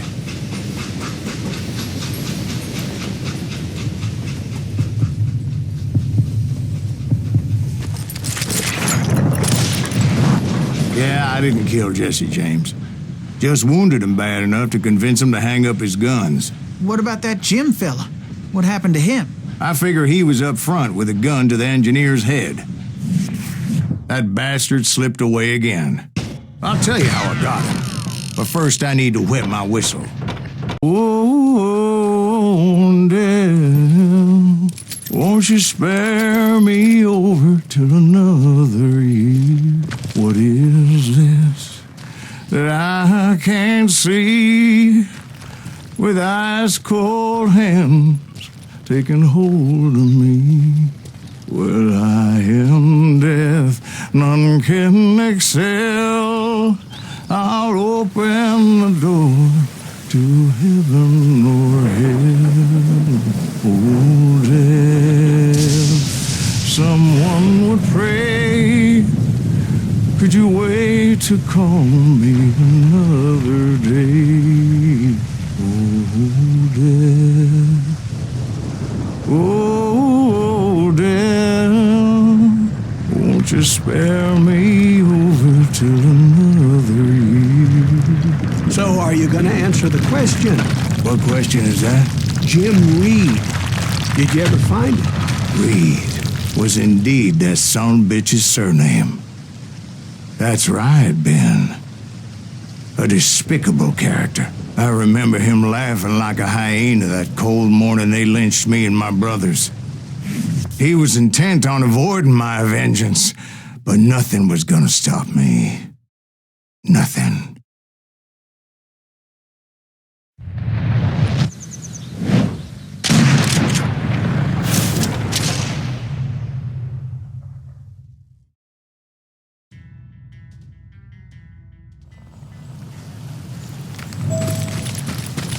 I finally did track those outlaws down. They had long rifles with scopes and were well positioned to pick off any poor soul who came anywhere close. Responsible for the demise of his brother Jesse. I couldn't really disagree with the man, as I thought Jesse was dead then as well. He backed off as I closed in on him, but he was still intent on killing me. And when I closed in on him again, he backed off again, looking for a better angle on me.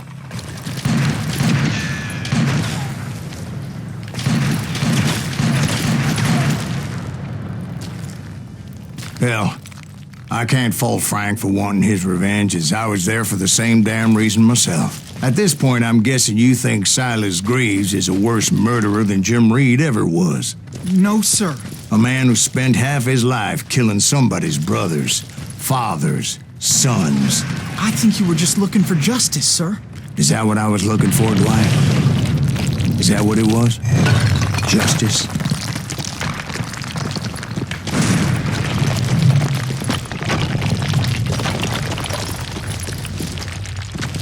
Isn't that why you were hunting the James gang? The James gang. Right. I finally found Frank holed up in his mountain cabin, and he was determined to have me dead. It was a pitched battle that could have gone either way. Luckily, I had some dynamite in my possession. Dynamite? On your person? A few sticks, just in case. It's always good to be prepared. Right. I'm just laying out the facts as I remember them, Jack.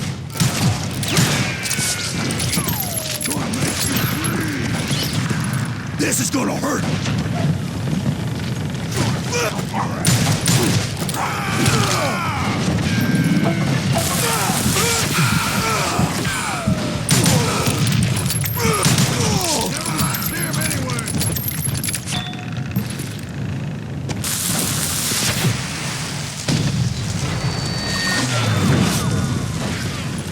Put him down! I want that bastard dead! Burn in hell, Greaves! What are you afraid of? Ready to meet your fate. Down!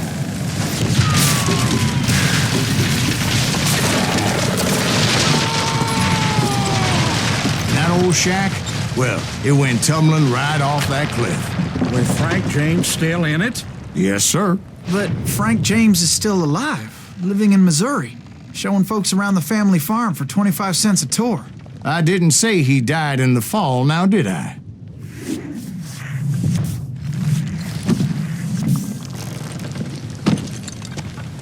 I'm done with this damnable outlaw life! Kill me, don't kill me, do what you will! At this point, I just don't give a shit! I explained to Frank that I had nothing against him personally and that I was looking for someone else. You want Reed? Have at him. I never did like that bastard. I am done here. We parted in peace as Frank pointed out the path to my prey before making his way back down the hill.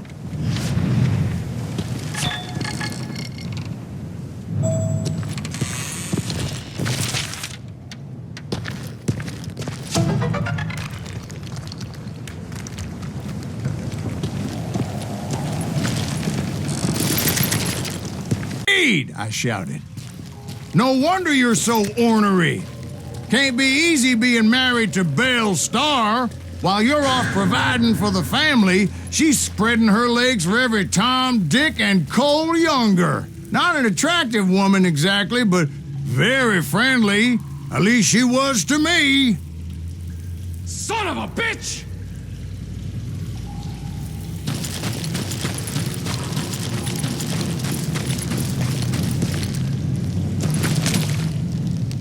It was then that the last bunch of bandits jumped out of hiding. Why won't this asshole give up? Would someone please kill him? Cover me!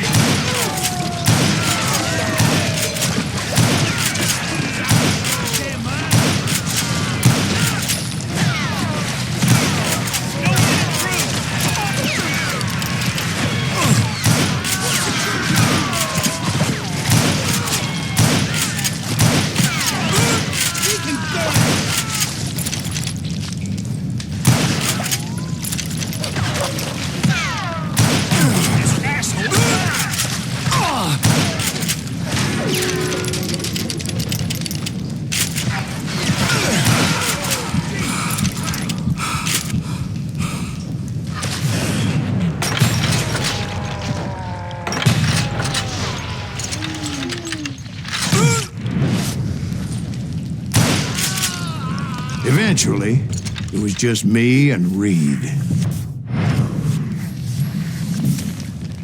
I had waited a long time to face him down, so I could repay him for what he did to my brothers.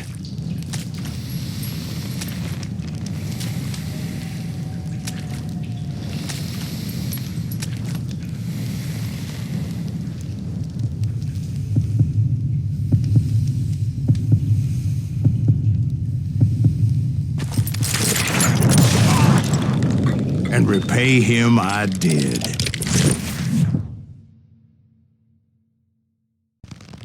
Well, I don't know about you boys, but I'm pretty beat. Well, it's too damn bad you never found that Bob character. Seems a shame he never had to pay.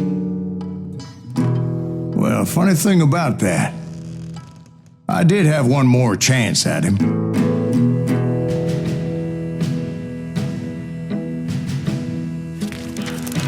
6 months ago, I heard that Butch and Sundance were back in the States and had gathered up some of their old gang.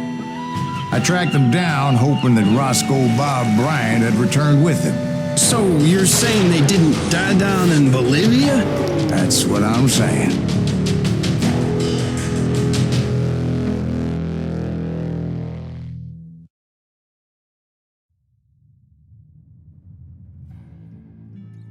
For years I had waited to get my hands on the last of my brother's killers.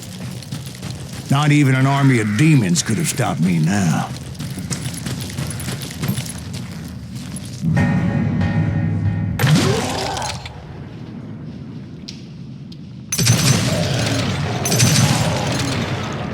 Both Johnny Ringo and Jim Reed fell fairly quickly. But the last one, Roscoe Bob Bryant, that son of a bitch had managed to escape my vengeance time and time again.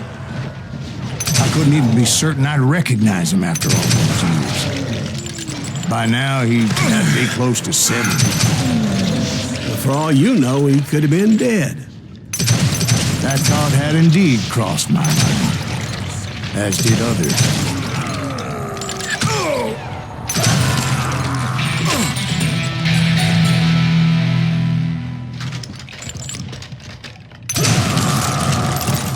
For instance, did my thirst for vengeance turn me into something worse than the man I was after?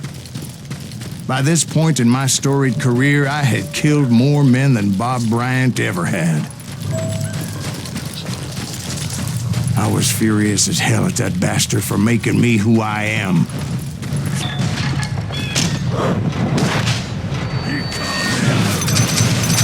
Nothing could stop me from taking his life. I'd been after that killer forever. From the time I rode with Billy the Kid.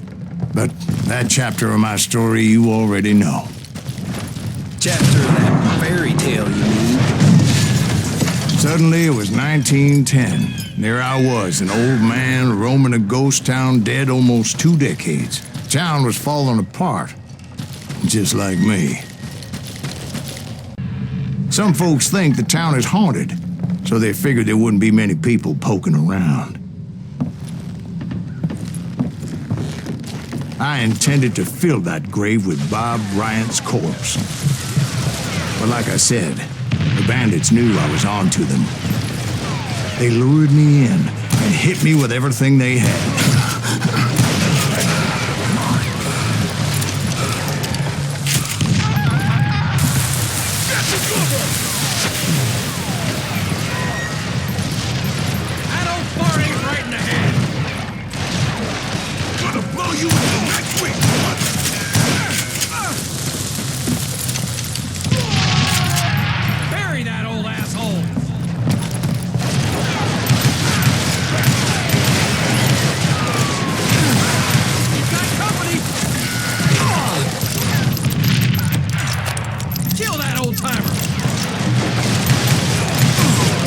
Obviously prevailed since you're sitting here telling us today. Actually, in that moment, I did not prevail. So I suppose we're talking to a ghost. Funny you should put it like that, Jack.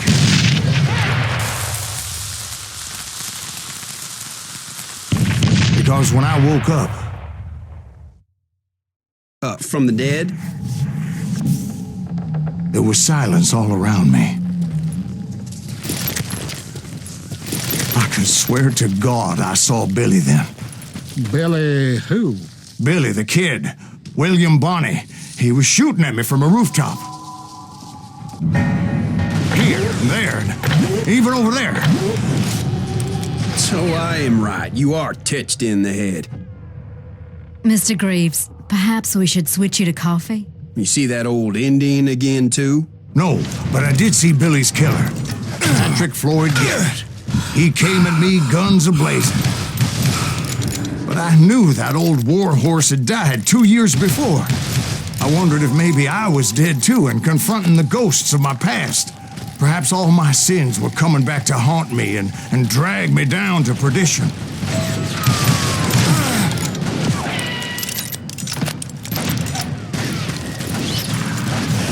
I saw Henry Plummer throw dynamite at me.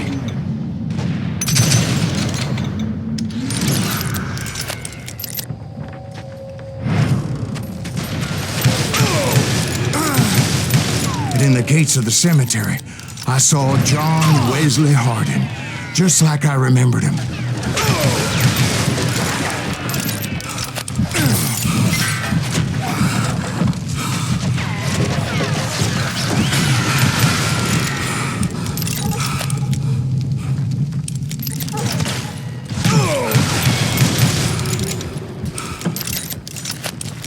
Fallen branch, he spent the rest of his life talking to dogs. Newman Hayes Clanton, William Brocious, John Peters Ringo, they all wanted me dead.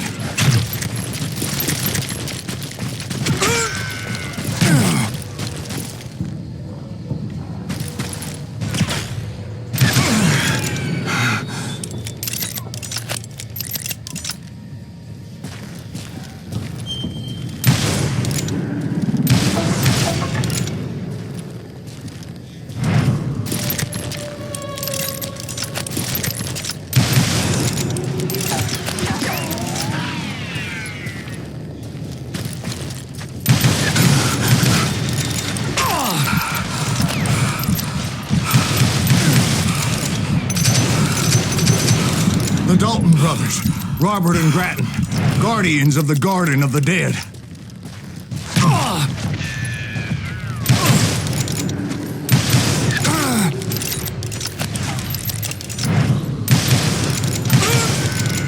George Curry and Harvey Logan, alias Kid Curry, both thirsty for vengeance from the great beyond.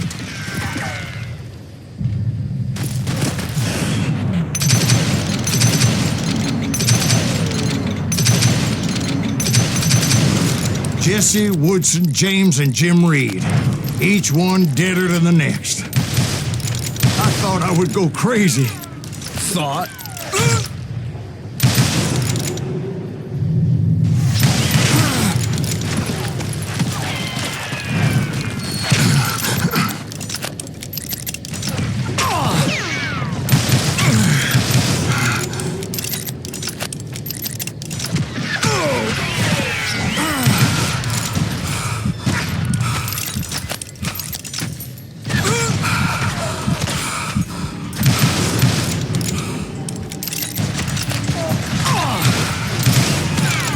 Harry Alonzo Longabaugh.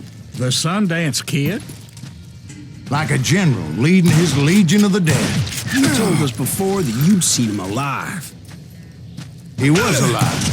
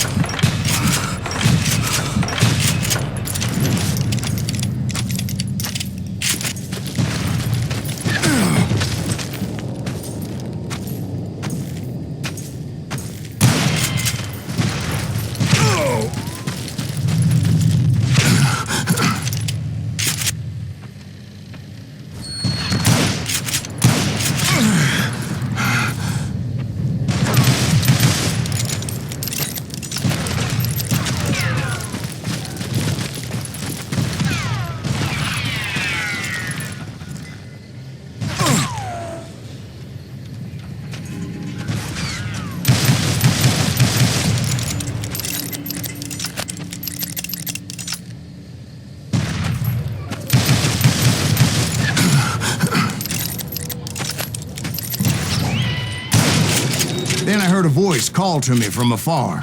It was Robert Leroy Parker, a.k.a. Butch Cassidy, coming at me from out of the fog. Thanks for taking care of that bastard.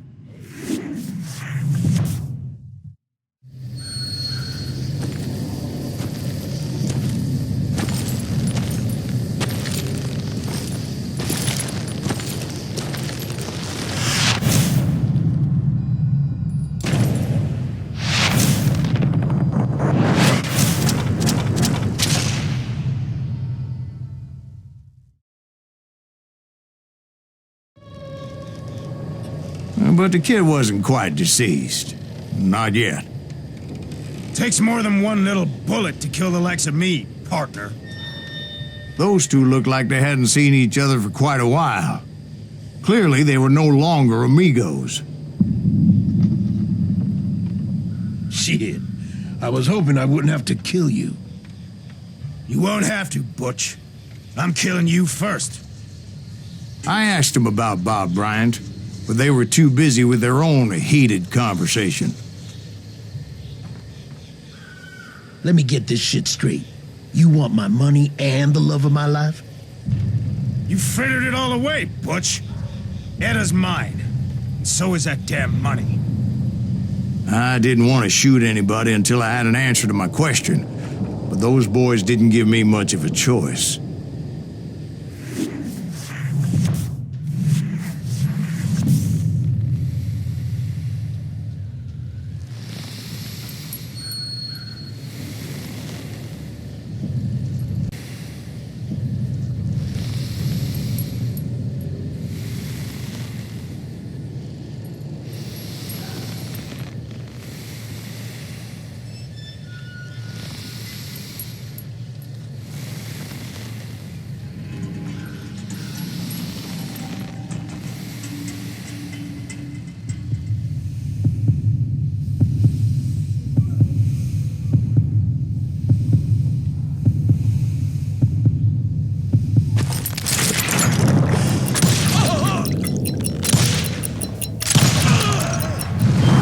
Butch Cassidy and the Sundance Kid died there in that cemetery not 6 months ago.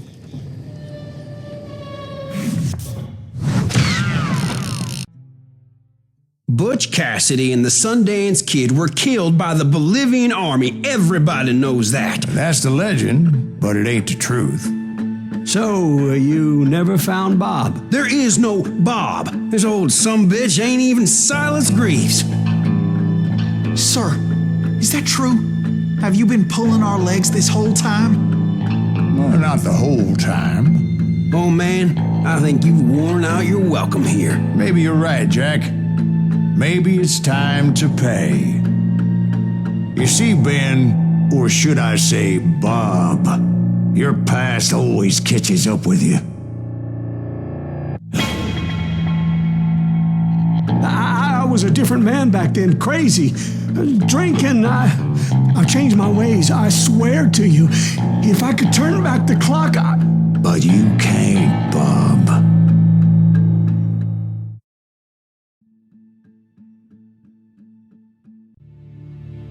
Why'd you toy with me like that? Telling those tales, knowing all along. Why not just lay your cards on the table? Wanted to suss you out, Bob. See what kind of man you turned out to be. Maybe prod you into drawing on me. See, all those years on your trail turned me into a killer.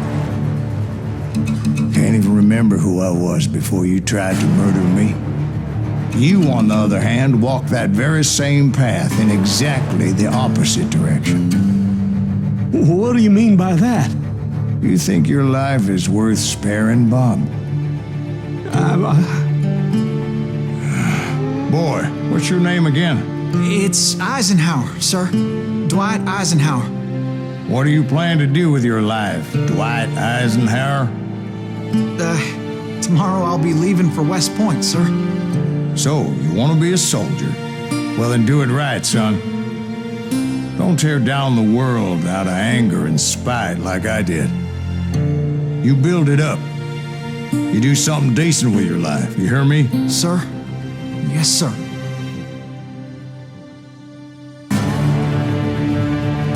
I won't have it said I left you with nothing.